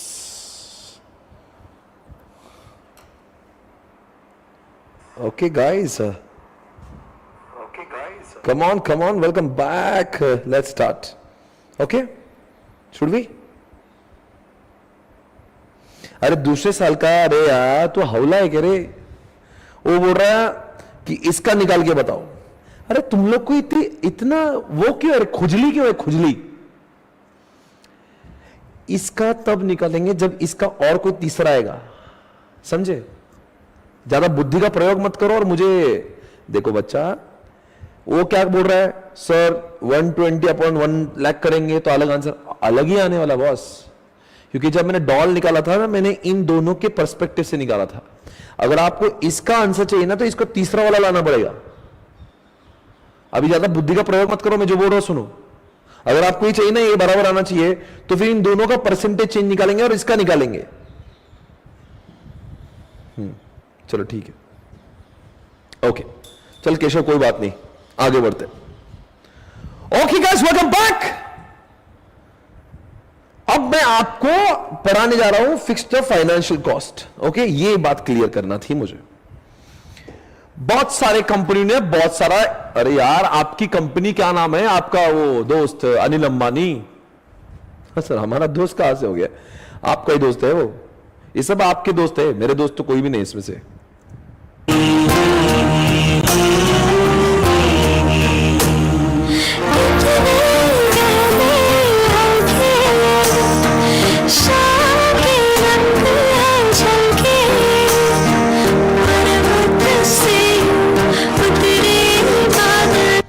क्या हाल हो गए हैं इसके, देखो तो सही क्या बोल रही है।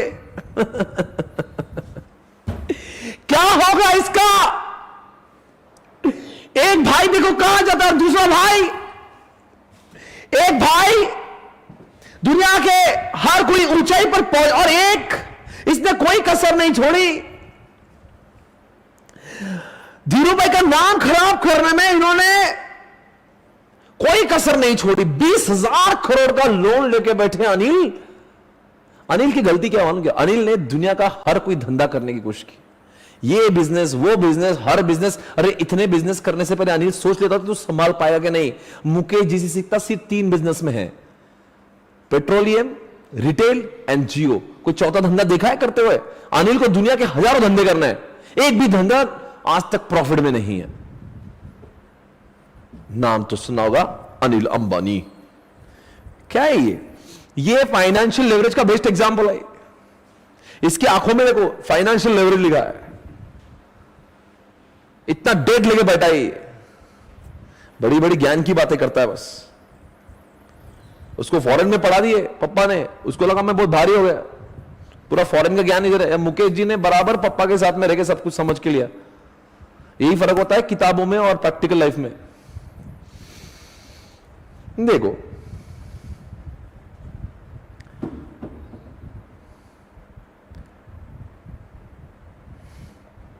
क्या बोले इनके बारे में, क्या करें इनका।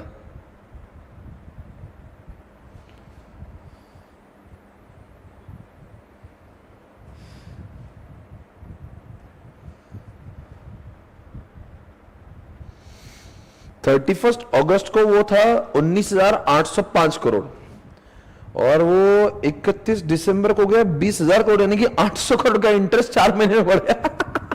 अरे भाई आदमी कमाएगा कब, लाके कब देगा? तुम तो ऐसा उसके पीछे पड़े हो। अरे कब देगा भाई? इसका मतलब है धंधा चलो ना चलो, फिक्स्ड फाइनेंशियल कॉस्ट बढ़ते जाती। धंधा नहीं है फिर फाइनेंशियल कॉस्ट जरूर लग रही है, बैठे बैठे खड़े खड़े लग गए इसकी। तो देखो 19,800 करोड़, और यहां पे 31 अगस्त, सितंबर, अक्टूबर, नवंबर, दिसंबर, 4 महीने में कितना इंटरेस्ट बढ़ गया इसका? खड़े खड़े 500 करोड़ का इंटरेस्ट। अब कहां से लाएंगा बेचारा? इसकी आंखों में सिर्फ दर्द है, ध्यान से देखिए, इनकी आंखों में सिर्फ दर्द नजर आता है। भाई साहब मुझसे पूछे, अनिल मुझसे अकेले में मिलकर सिर्फ रोते हैं। दोस्तों इतना दर्द है, उसको दर्द इस बात का नहीं कि उसके पास पैसे नहीं है, उसको दर्द इस बात का कि मुकेश के पास बहुत पैसे है। दोस्तों बहुत दर्द है इसके सीने में, उसकी दर्द की दास्तां से मैं जानता हूं। Hey guys welcome back. Kidney बेच के पैसे देंगे? अबे पागल हो गए, किडनी बेच के पैसे देंगे? ऐसे थोड़ी ना होता है। चलो इनके भाई साहब ऐसे बहुत है, इंडिया में बहुत लोग हैं, ये इस बिरादरी के बहुत लोग हैं। ये डेट वाले लोग बहुत है, जिनका फिक्स्ड फाइनेंशियल कॉस्ट का बेस्ट एग्जांपल है इनके पास में। ऐसे लोग बहुत है इंडिया में, ऐसे ये वाला गैंग बढ़ रहा है। मैं आपको दूसरा लिखता है यार, इनको तो आपने देखा ही होगा, नीरव मोदी बड़ा रंगीला आदमी था।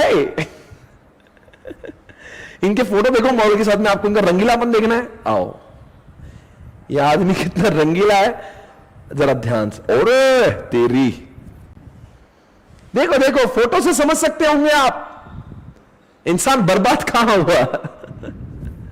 साला इंसान के पास में पैसा नहीं है, और देखो ये क्या बोले भाई, ध्यान से देखिए, ये जाने दो, प्रियंका चोपड़ा जी के साथ में भी फोटो है इनका। देखो अब ये बताओ, ये फोटो के ऊपर टिप्पणी दीजिए, और ये इसका ये एग्जाम्पल दे दो, आप बताओ अब क्या बोले आप इसको, ये रिश्ता क्या कहलाता, आप बताओ मुझे।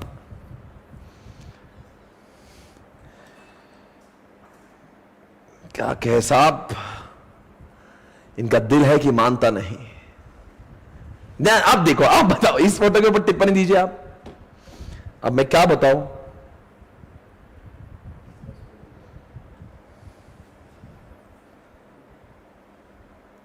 भाई तुम हाइट पे मत जाओ। हाइट पे मत जाओ, ये मराठी में बोलते हैं, क्या बोलते हैं, मूर्तिलान कीर्तिमान, ऐसा काम है इनका। ये बड़ा ही क्या बोलते हैं, अच्छा आदमी है। इन्होंने ये अनिल अंबानी जी की बिरादरी के लोग हैं, ये पैसा लेके भाग जाते हैं, ये ऐसा फिक्स। और मैं आपको जाने दो, अब इनके किस्से तो छोड़ दो, अब छोड़ दो, क्या करे अभी। ये तो अभी तो इंडिया के बताया, अभी बाहर का तो अलग ही है। आप इंडिया के बाहर जाना चाहते तो वो भी देख सकते हैं, कोई बात नहीं, आपकी इच्छा है।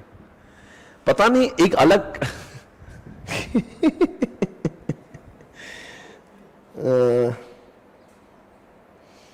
बाल भी झड़े हुए, बिल्कुल सही कह रहे बेटा, ऐसा लग रहा है बड़ी दीदी के साथ खड़ा है। अरे भाई बहुत चमत्कारिक आदमी है, चूना लगा दिया पंजाब नेशनल बैंक को इसने, खड़े खड़े पंजाब नेशनल बैंक को इसने बर्बाद कर दिया। 11,000 करोड़ के लिए चूना लगा के चला गया। अब इंडिया में नहीं, 11 मुल्कों की पुलिस ढूंढ रही है इसको। दोस्तों क्या करे भाई साहब, अब वो इंडिया के बाहर मजे कर रहा है। भाई साहब आपको समझना चाहिए ऐसे लोगों का लेवरेज होता है। मैं आपको एग्जाम्पल देता हूं, बहुत सारी ऐसी कंपनी से बहुत सारा डेट लेती है। जैसे एग्जांपल, बहुत सारे ऐसे बिजनेस जिसमें कैपिटल इंटेंस बिजनेस होता है। क्या बोला मैंने, कैपिटल इंटेंस, जिसमें पैसों की बहुत आवश्यकता होती है। जब देखो एसपीसी क्लास के ऊपर डेट नहीं, क्योंकि कैपिटल इंटेंस बिजनेस नहीं है। अंडरस्टैंड करो, हर बिजनेस में, जैसे आप सीए फॉर्म चालू कर दो, कैपिटल इंटेंस बिजनेस नहीं है, क्योंकि हमारा बुद्धि का बिजनेस है। पर अगर आप एयरलाइन का बिजनेस चालू करोगे, अगर आपने टेलीकॉम का बिजनेस चालू किया, बहुत पैसा लगता है, तब जाके बिजनेस खड़ा होता है, स्टार्ट होता है। अरे एयरलाइन की कॉस्ट मजाक समझते हो, कितना पैसा लगता है एयरलाइन को।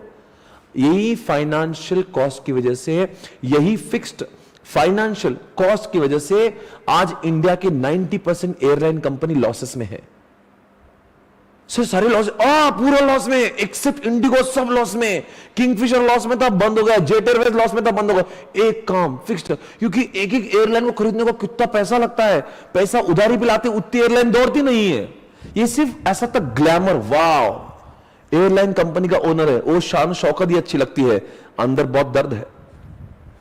आइए दिखाता हूं मैं, cost of one aircraft. Rifle तो नहीं लेंगे अपन, कौन सा लेंगे, बोइंग पैसेंजर एयरक्राफ्ट।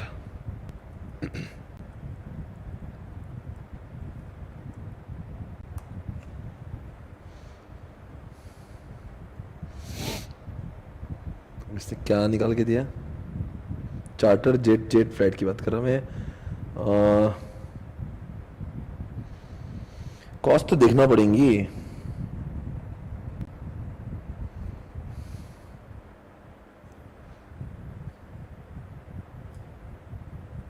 कितनी कॉस्ट बोल रहा है, कहाँ गई कॉस्ट।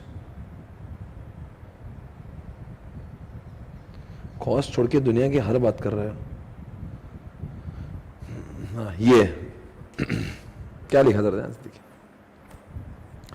प्रोडक्शन रेट पर एयरक्राफ्ट फैमिली, ये लिखा है 1. ओके बाबा रे बाबा, कितना है, कितना पैसा है इसमें। अब ये $400 मिलियन का एक प्लेन है, ये प्लेन की एवरेज प्राइस है ना, प्रोडक्शन रेट जो भी है below the production rate of each family aircraft and its order the backlog and the average price of each family plane. हाँ यही हो गया. अब बता $400 मिलियन मतलब कितने का हो गया है? एक मिलियन डॉलर मतलब 7.5 करोड़. 10 मिलियन मतलब 75 करोड़. कितना है ये? 100 मिलियन मतलब 750 करोड़. 400 मिलियन मतलब 3000 करोड़. अरे ये पागल है, इंसेन है, इंसेन. ये धंधा छोटे लोगों का बिजनेस नहीं है. ये जिसने एयरलाइन का बिजनेस करना आज तक कोई उठा ही नहीं, सब गड्ढे में गए वहां पे. Huge cost involve. मजाक नहीं है ये. अब इंडिगो का तो बॉस चला गया, आप क्या कर सकते हैं. इधर देखो क्या लिखा है. द मोस्ट एक्सपेंसिव, सबसे बड़ा जो एक्सपेंसिव का प्राइस कितना है? $408 मिलियन. 10 मिलियन यानी कि 75 करोड़. 75 करोड़ को और 40 से मल्टीप्लाई कर दो, 3000 करोड़ का एक एरोप्लेन उड़ता है भाई. पागलों समान कॉस्ट है उसकी. और आपको लोगों से 2-2 हजार रुपए जमा करना है. आपने पैसे देख रहे 3000 करोड़ एक एरोप्लेन के सिर्फ, और आपके 10-20 एरोप्लेन घूमते हवा में. कहां से लेंगे इतने पैसे? ये सिर्फ देख के लगता है, इसलिए जेट एयरवेज मर गया. अब देखो ना, ये देखो, आपको जानना है ना इनका लेवरेज. एयरलाइन बिजनेस का leverage, financial leverage will be very high. Real estate company के financial leverage very high. Telecom business का financial leverage will be, because ये लोग सब उधारी पे पैसा ले लेके एरोप्लेन खरीदते हैं, ले लेके गड्ढों में केबल घुसेरते हैं और टावर लगाते हैं. इनके पास इतना पैसा नहीं होता है. यही फाइनेंशियल लेवरेज कम करने के लिए मोटा भाई ने अपना सारा डेट कम करने के लिए फेसबुक जैसे लोगों को इक्विटी बेचा. उसको समझ गया था ये अपने दिमाग के बाहर जा रहा है, ये फाइनेंशियल लेवरेज कैसा होगा, क्योंकि फाइनेंशियल लेवरेज बढ़ रहा, धंधा करो मत करो, लग रहा है इंटरेस्ट आपको. याद रखिए दोस्तों, जिस कंपनी का फाइनेंशियल लेवरेज 1 से ज्यादा होगा मतलब कंपनी बहुत रिस्की हो रही है. 2 कंपनियों में पैसे डालना, किसमें पैसे डालेंगे? उसका फाइनेंशियल लेवरेज जिसका कम होगा उसमें पैसे डालना. आज मैं आपको कह रहा हूं दोस्तों, मैंने रियल लाइफ देखा है. पूना के आधे से ज्यादा रियल एस्टेट के जो डेवलपर्स है ना, डेवलपर्स बिल्डर्स, रियल एस्टेट के जो क्या बोलते हैं, अरे भाई कंस्ट्रक्शन करने वाले लोग, बिल्डर्स, ये सारे के सारे डूब गए. आधे से ज्यादा लोग, कई लोगों का दिवाला निकल गया है. डीएस के फाइनेंशियल लेवरेज से मरा था. अरे डीएस के तो पुणे का एग्जांपल है, मैं आपको 50 लोगों का लिस्ट दिखाता हूं, मेरे बिल्डर लोगों से बहुत पहचाने पुणे में. अरे कुछ नहीं है, दूर दूर से दिखता है, गाड़ियां दिखती है 8-8, 10-10 आपको बड़ी बड़ी मर्सिडीज, बीएमडब्ल्यू, ये वो ऐसी गाड़ियां दिखेंगी, और अंदर पूरे खोखले हो चुके हैं. उनको शान में भी रहना पड़ता है ना, दिखाने के लिए देखो हमारे पास कितना है, पर अंदर से 50 लाख रुपए भी नहीं इनके पास में. 200, 300 करोड़ के बैंक से लोन लिए हैं. इधर बिल्डिंग्स बन नहीं रही, कोई बिल्डिंग्स के फ्लैट खरीद रहा नहीं है साहब. इतना इंटरेस्ट ज्यादा, फ्लैट कंस्ट्रक्शन होकर बिल्डिंगें पड़ी, कोई लेने को तैयार नहीं है यार. हजारों की तादाद में फ्लैट है, कुछ नहीं है इनके पास में. 200-300 करोड़ बैंक का लोन, उसका लोन का जो इंटरेस्ट चल रहा है वही 30-40 करोड़ हर महीने का. अरे दे हैव गॉन क्रेजी. कुछ नहीं बचा बिल्डर्स के पास में, कंगाल हुए सारे. आई डोंट नो आपके एरिया का क्या है, पर जितना महाराष्ट्र का जानता हूं वाट लगी है. क्या क्या समझाने इनको, they did not understand the financial leverage. इसलिए दोस्तों, अगर आपके इसमें फाइनेंशियल लेवरेज ज्यादा तो आपका सेल बहुत ज्यादा होना जरूरी है. अगर आपका सेल कम हुआ, जैसे लॉकडाउन हुआ, सेल कम हुआ, बर्बाद हो गए. इसीलिए दोस्तों, अगर लॉकडाउन हुआ है, आपका फाइनेंशियल लेवरेज ज्यादा है, ऐसे में अगर आपका सेल कम हुआ ना, तो आपकी शामत है. इसलिए जो धंधे में फाइनेंशियल लेवरेज ज्यादा होता है ना, you have to be very careful. सोचो हम क्या बोलते हैं, कितने इतने प्रमाण में सेल बढ़ा. अच्छा, और उल्टा बोलो, इतने प्रमाण में सेल कम हो तो क्या होगा? आप तो हमेशा बढ़ने की बात कर रहे हो. अरे साहब, सेल 10,000 था, 20,000 हुआ तो अच्छा लग रहा है. 10,000 का 0 हुआ तो फिर भी तो फिक्स कॉस्ट देना ही है ना. तो इसीलिए ये धंधे बर्बादी वाले हैं, फोकट काम करने का नहीं. मैंने मेरे दोस्तों को समझा दिया, ज्यादा पैसे लोन पे लेके, ये जितना लोन लिया दे दो, और इसके बाद में इक्विटी पे काम करो. ये डेट वाला काम मत करो, लोगों को पार्टनर बनाओ, मर जाओगे जिंदगी भर. One of my very close friend, he is working in Pune since last 16-17 years. बोलता है 45 लाख स्क्वायर फीट मैंने आज तक कंस्ट्रक्शन किया, और अगर आप मुझे पूछेंगे क्या मेरे पास 50 करोड़ की संपत्ति, वो भी नहीं है. 45 लाख स्क्वायर फीट का कंस्ट्रक्शन किया बॉस। और मैंने जब पूछा, मैंने भाई तूने जिंदगी में इतना कैसा है, तेरा तो इतना नाम है, इतने बड़े होर्डिंग्स लगती है तेरी, पेपर में नाम आता है, पैसा गया कहां? वो क्या बोलता है मालूम क्या? मैंने जितना पैसे नहीं कमाए ना, मैंने जिनसे लोन निकाला था ना, प्राइवेट जो मेरे साहूकार थे, जिनसे मैं पैसे लेता था ना, उन्होंने मुझसे कहीं गुना ज्यादा पैसे कमाए। बिकॉज मेरा धंधा चले ना चले, उनका तो इंटरेस्ट जा रहा था। मैंने 50 करोड़ नहीं कमाया, पर 500 करोड़ से ज्यादा का मैं इंटरेस्ट चुका हूं। Are you able to understand? Businesses बर्बाद होते हैं भाई अगर आपको फाइनेंशियल लिवरेज अगर आपको कंट्रोल में नहीं है तो।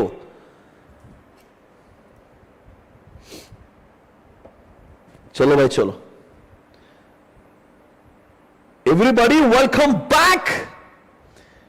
चलो मैं आपको कहा ले जा रहा था, फाइनेंशियल लेवरेज पे। ओके चलो, रियल लाइफ को समझने की कोशिश करो। फाइनेंशियल लेवरेज कॉन्सेप्ट क्या है? जिस बिल्डर ने फाइनेंशियल लेवरेज को नहीं समझ गया ना, वो बर्बाद हो गए। मैंने मेरे जितने करीबी दोस्त थे उनको मैंने कहा, भाई काम करो, तुम कभी जिंदगी में आगे नहीं जा पाओगे अगर आपने फाइनेंशियल मैनेजमेंट ढंग से नहीं किया। लेवरेज आपको सुधारने नहीं देगा। और आपको इतना ही डेट लेने का शौक है ना, ले लो, पर सेल में दम होना चाहिए। फिर है क्या ताकत सेल करने की? इतना सेल होना ना, फिर आपका फिर आगे पीछे नहीं होना। सेल जिस दिन आपका डगमगाएगा ना, सेल कम होना, आपको समझेगा नहीं आप बर्बाद कब हुए। अब जरा देखो इधर, मैं आपको समझा रहा हूं। एग्जाम्पल लेते हैं, सेल्स 1 लाख का सेल हुआ और मान लो इधर 2 लाख का सेल हुआ। वेरिएबल कॉस्ट इधर 20,000, इधर 40,000, ये बचेगा कितना? 80,000। ये बचे कितना? 1,60,000। ये क्या बचा हमारा? कंट्रीब्यूशन माइनस क्या कर रहा हूं मैं?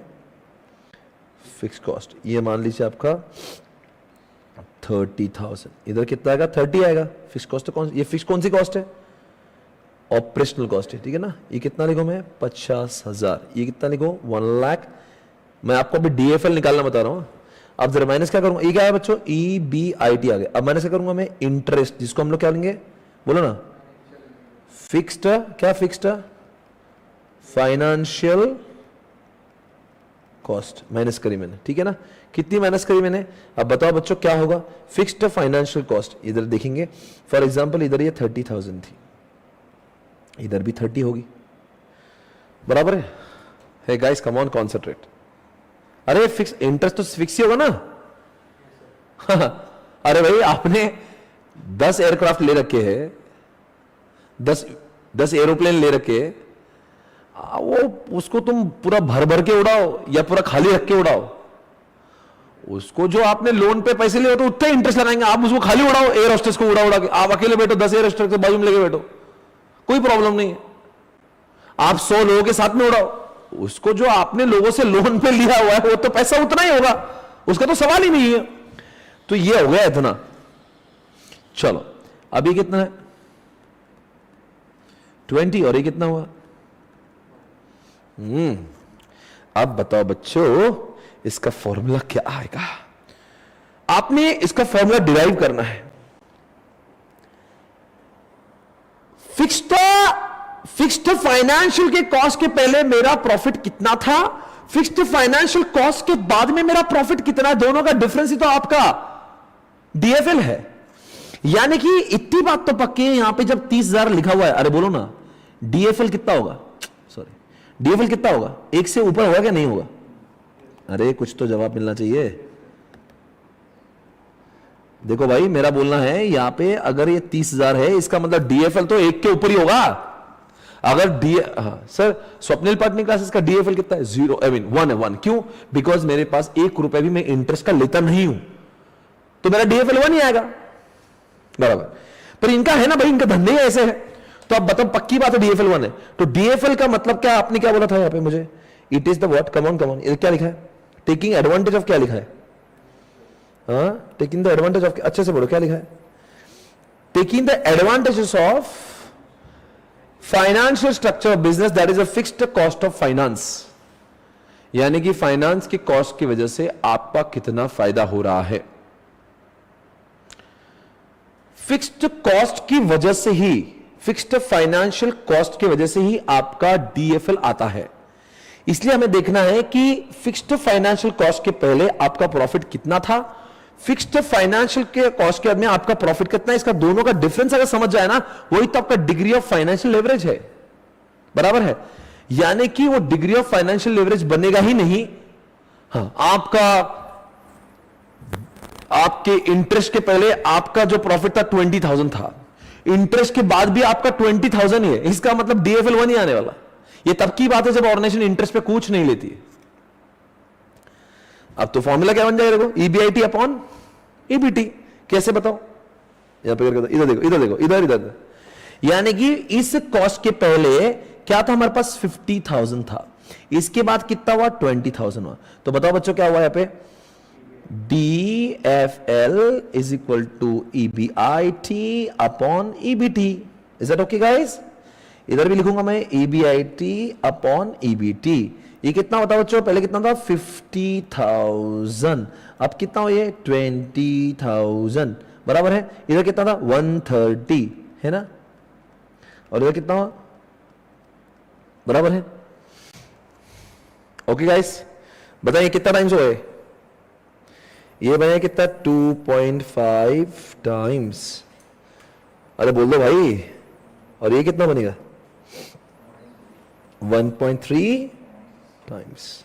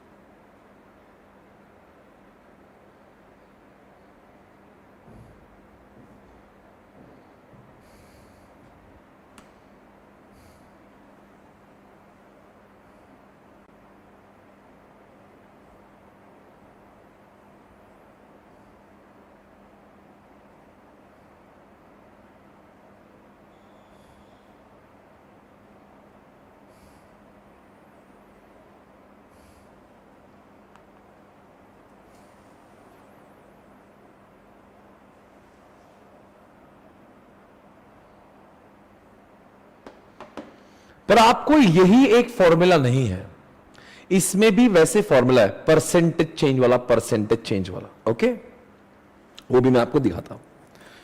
अब इसमें क्या होगा, कितना परसेंटेज मेरा ये चेंज हुआ तो बदले में कितना परसेंटेज मेरा वो चेंज हुआ, ये आपको देखना है। उसका फॉर्मूला एक बार हम आपको दिखाते हैं फिर समझाते भी है। यहां पे देखो बच्चों, financial leverage is nothing but the taking the advantage of किसका, फिक्स्ड फाइनेंशियल कॉस्ट का। इसलिए दोस्तों यहां पे क्या लिखा था देखो, परसेंटेज चेंज इन EBIT, कितना EBIT चेंज हुआ, क्या चेंज हुआ, कितना EBIT चेंज हुआ, क्योंकि फिक्स्ड फाइनेंशियल कॉस्ट के ठीक ऊपर क्या था, EBIT था। तो EBIT कितना चेंज हुआ, बदले में EPS कितना चेंज हुआ। तो कितना परसेंटेज हमारा EBIT चेंज हुआ, बदले में कितना। सर वो EBIT के ऊपर जो लिखा है, EBIT से प्रॉब्लम नहीं सर, वो EPS क्यों, मतलब वहां पे EBT क्यों नहीं लिख रहे। अंडरस्टैंड करो, ये जो पॉइंट है ना EPS, ये भी EBT है। सर कैसे, बताओ, आप ही बताओ कैसे।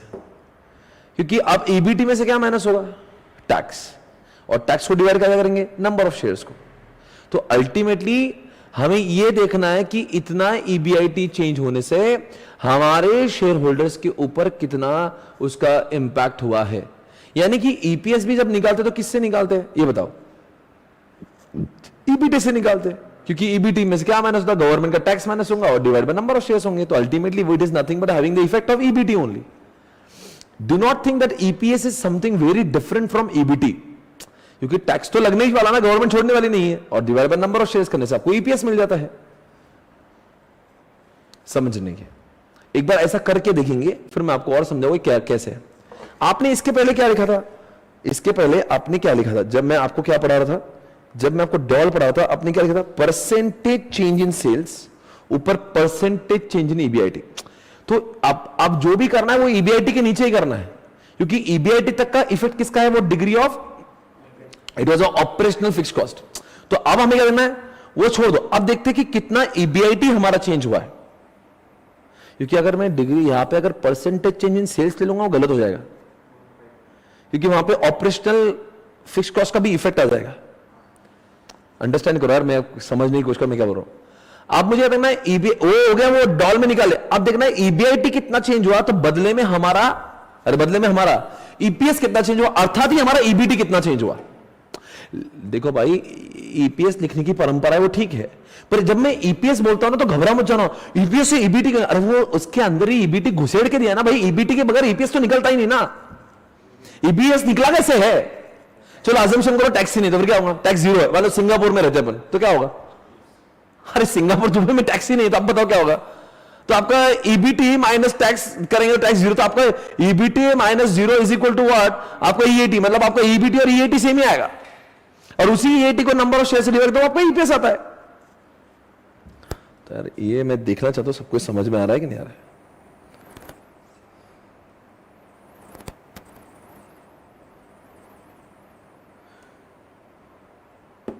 ओके, अब देखते हैं।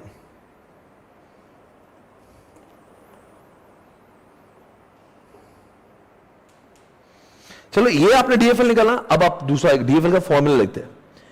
अब कौन सा फॉर्मूला निकाला आपने? और एक दो बार फॉर्मूला पढ़ेंगे ना, आपको खुद ब खुद धीरे धीरे समझ में भी आता है हम लोग क्यों कर रहे हैं। Percentage change in what? Percentage change इन, अब मैं यहां पे ईबीटी भी चाहे तो लिख सकता हूं, आप समझो मैं क्या बोल रहा हूं, पर मैं ईबीटी के बदले में क्या लिख रहा हूं? ईपीएस लिख रहा हूं, वन एंड द सेम ही है वो। अब उन्होंने फॉर्मूला वैसा लिखा है, हम अगर यहां पे ईबीटी लिखेंगे, उस बंदे को लगा नहीं नहीं गलत है, तो आपको 0 मार्क्स देगा वो, इसलिए हम भी वैसे करेंगे जैसा आईसीआई बोल रहे हैं।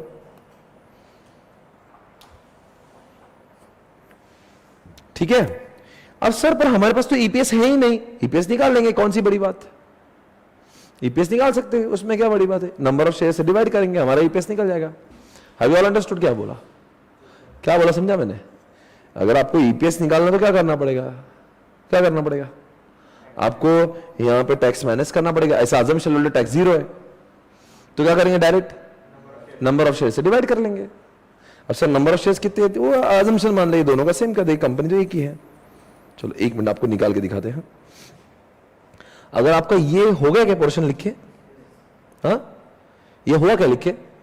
चलो अगर ये हो गया होगा तो मुझे मिटाना है, सिर्फ याद रखिए 2.5 है। क्यों मिटाना? बिकॉज कि मुझे नीचे मुझे कुछ लिखना है। ऐसा अजम्पशन लेते हैं हम लोग कि टैक्स हमारा 0 है। ठीक है, अभी ठीक इसके बाद मैं आपको अपने बुक के क्वेश्चन सॉल्व करके दिखाऊं। टैक्स कितना है? 0 है, इधर भी 0, तो कितना होगा अपना? ये था ईबीटी और ये आ गया अपना ईटी।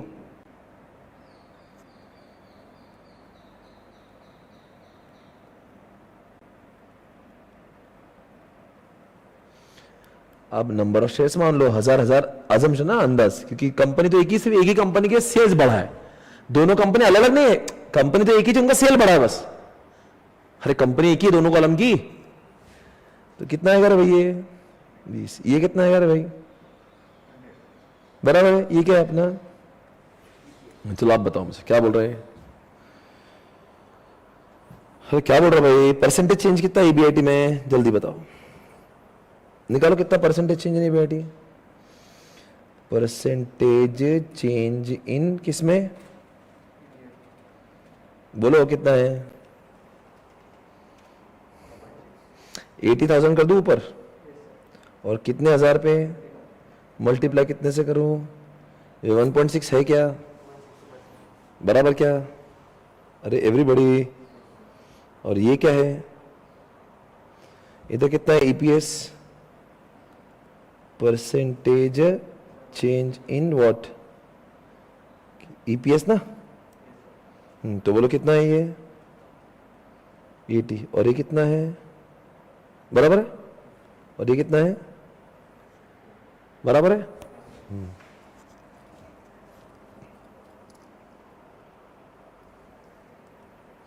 इधर कितना करूं मैं? 4 कर दूं, इधर 1.6 कर दूं, और कितना आंसर आएगा इसका? मैच हुआ क्या?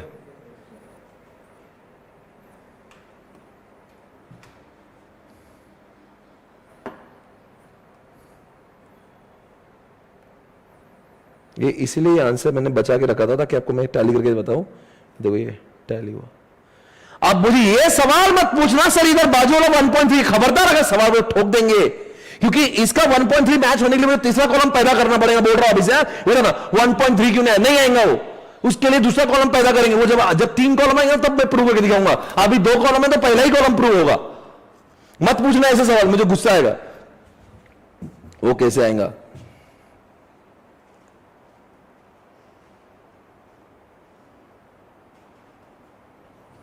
क्या रे ये दिख रहा क्या? बफर होगा, बफर।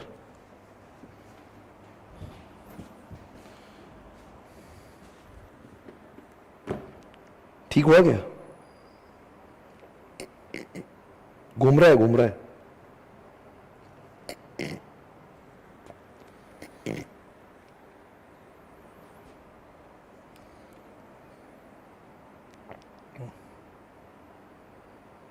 ओके ओके, और okay, now clear, now clear, ठीक है। मैं आपको शायद से लैग हुआ तब यही बोल रहा था कि देखो हमने प्रूव कर दिया कॉलम 1 का कितना अर्थ है, डीएफएल। कौन से फॉर्मूला से? कौन से फॉर्मूला से? वो फॉर्मूला से। क्या फॉर्मूला था? ईबीआईटी अपॉन ईबीटी बराबर है कितना अर्थ है वो, उस फॉर्मूले से कितना है, और इसी फॉर्मूला से भी कितना है 2.5। ये मत पूछना 1.3 टाइम्स क्यों आया, क्योंकि ये तब सही आएगा जब मैं तीसरा कॉलम क्रिएट करूंगा। अभी इस क्वेश्चन में 3 कॉलम नहीं है, तो ये 1.3 का टैली नहीं होगा, पहले कॉलम का टैली हो गया। यानी कि कोई भी फॉर्मूला से करो आपका आंसर सेम आएगा। ये हमने 2 बार प्रूव करके आपको दिखा दिया।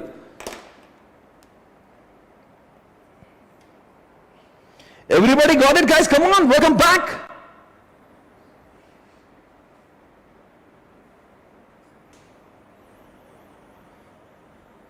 भाई समझ में आया कि नहीं आया? ये आपने लिखा क्या?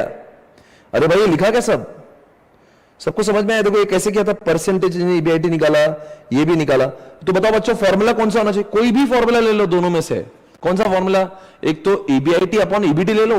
बोलो आगे, दूसरा बोलो। अरे बोलो ना, percentage change in what? EBIT नीचे आएगा, ऊपर आएगा परसेंटेज चेंज इन व्हाट। इतना ईबीआईटी चेंज हुआ तो बताओ कितना ईपीएस चेंज होगा।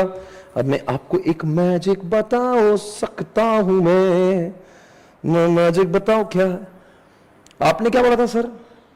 ईपीएस जब आया तो आपको कुछ चुभा ना दिल में, आप एक्सपेक्ट करते कि नीचे ईबीआईटी आना चाहिए, ऊपर ईबीटी आना चाहिए। अब एक काम करो, अभी लिखो परसेंटेज, सुनो मैं जो बोल रहा हूं, परसेंटेज इन ईबीआईटी करो नीचे, ऊपर परसेंटेज इन ईबीटी करो, देखो आंसर वही आएगा। करके देखो ना तसल्ली के लिए, बहुत मस्ती ना आपको।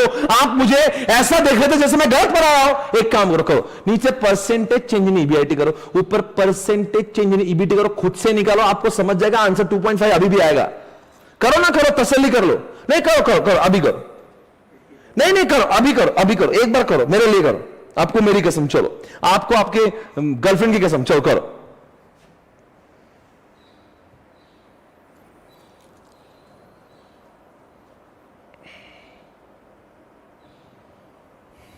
मयंक डोंट वरी, मैं बात करता हूं, ठीक है?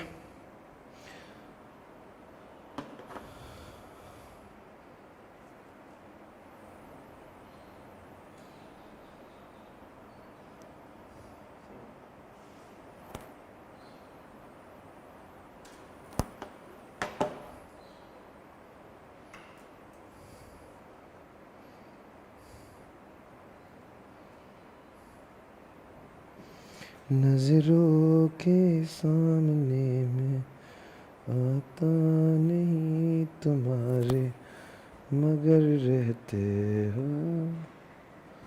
ओके गाइस, इस हो गया क्या? सब कुछ खत्म, बराबर हुआ?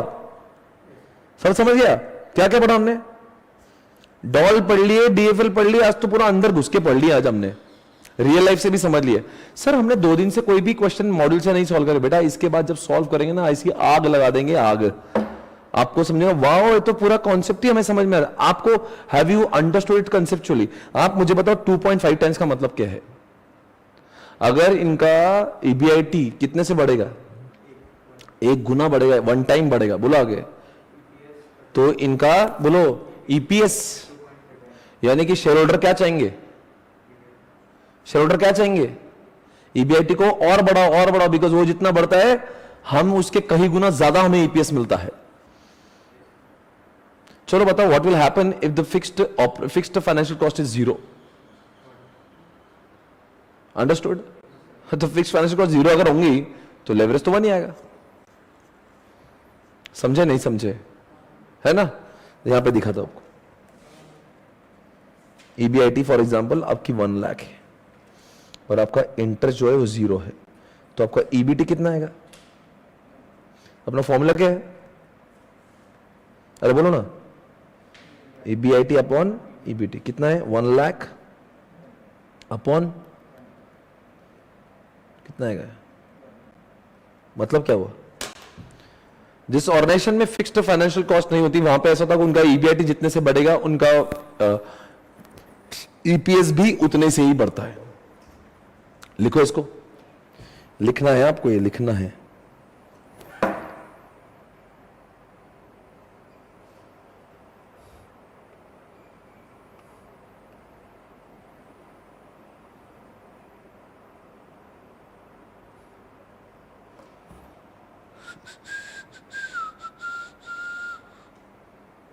Okay guys, write down fast, hurry up.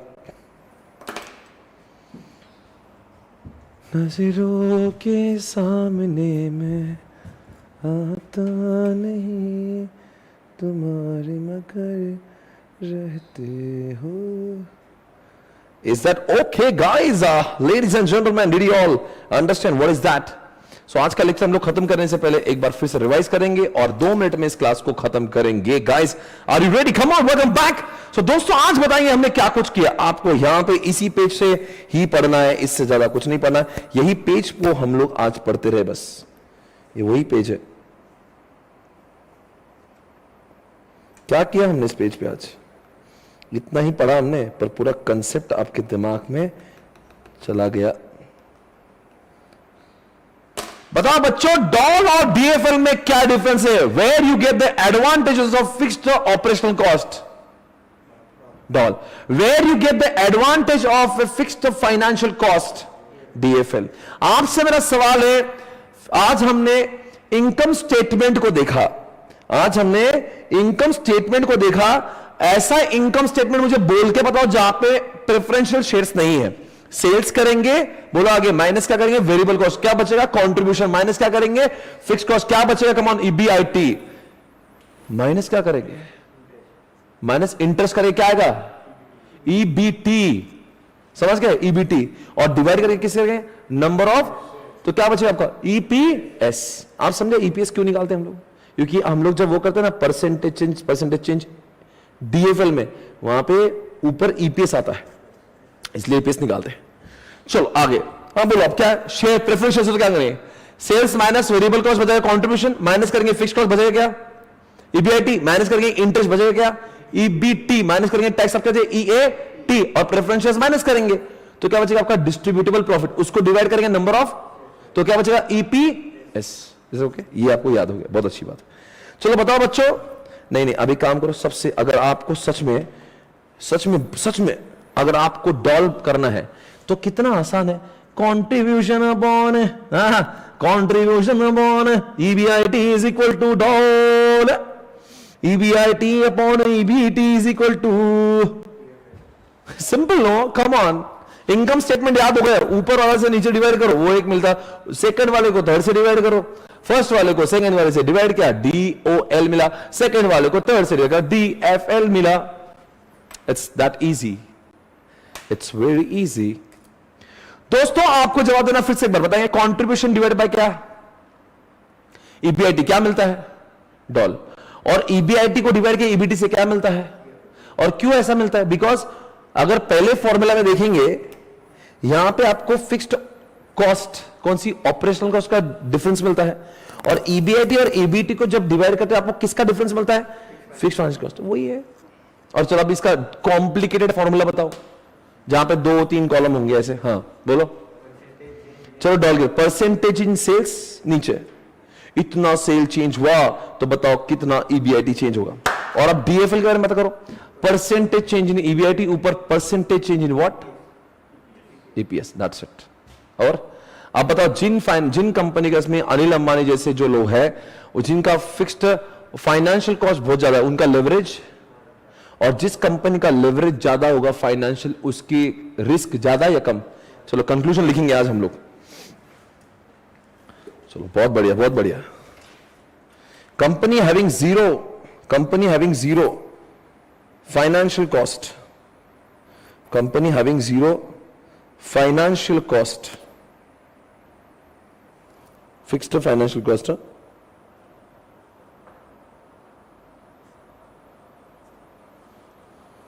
company having zero fixed financial cost will have DFL 1, will have DFL 1. If fixed financial cost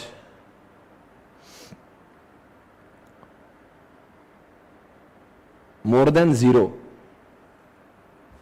अगर कुछ भी होंगे, 1 रुपया होंगे या 10 लाख 10 करोड़ जितनी भी होंगी, तो क्या होगा, DFL will be more than 1.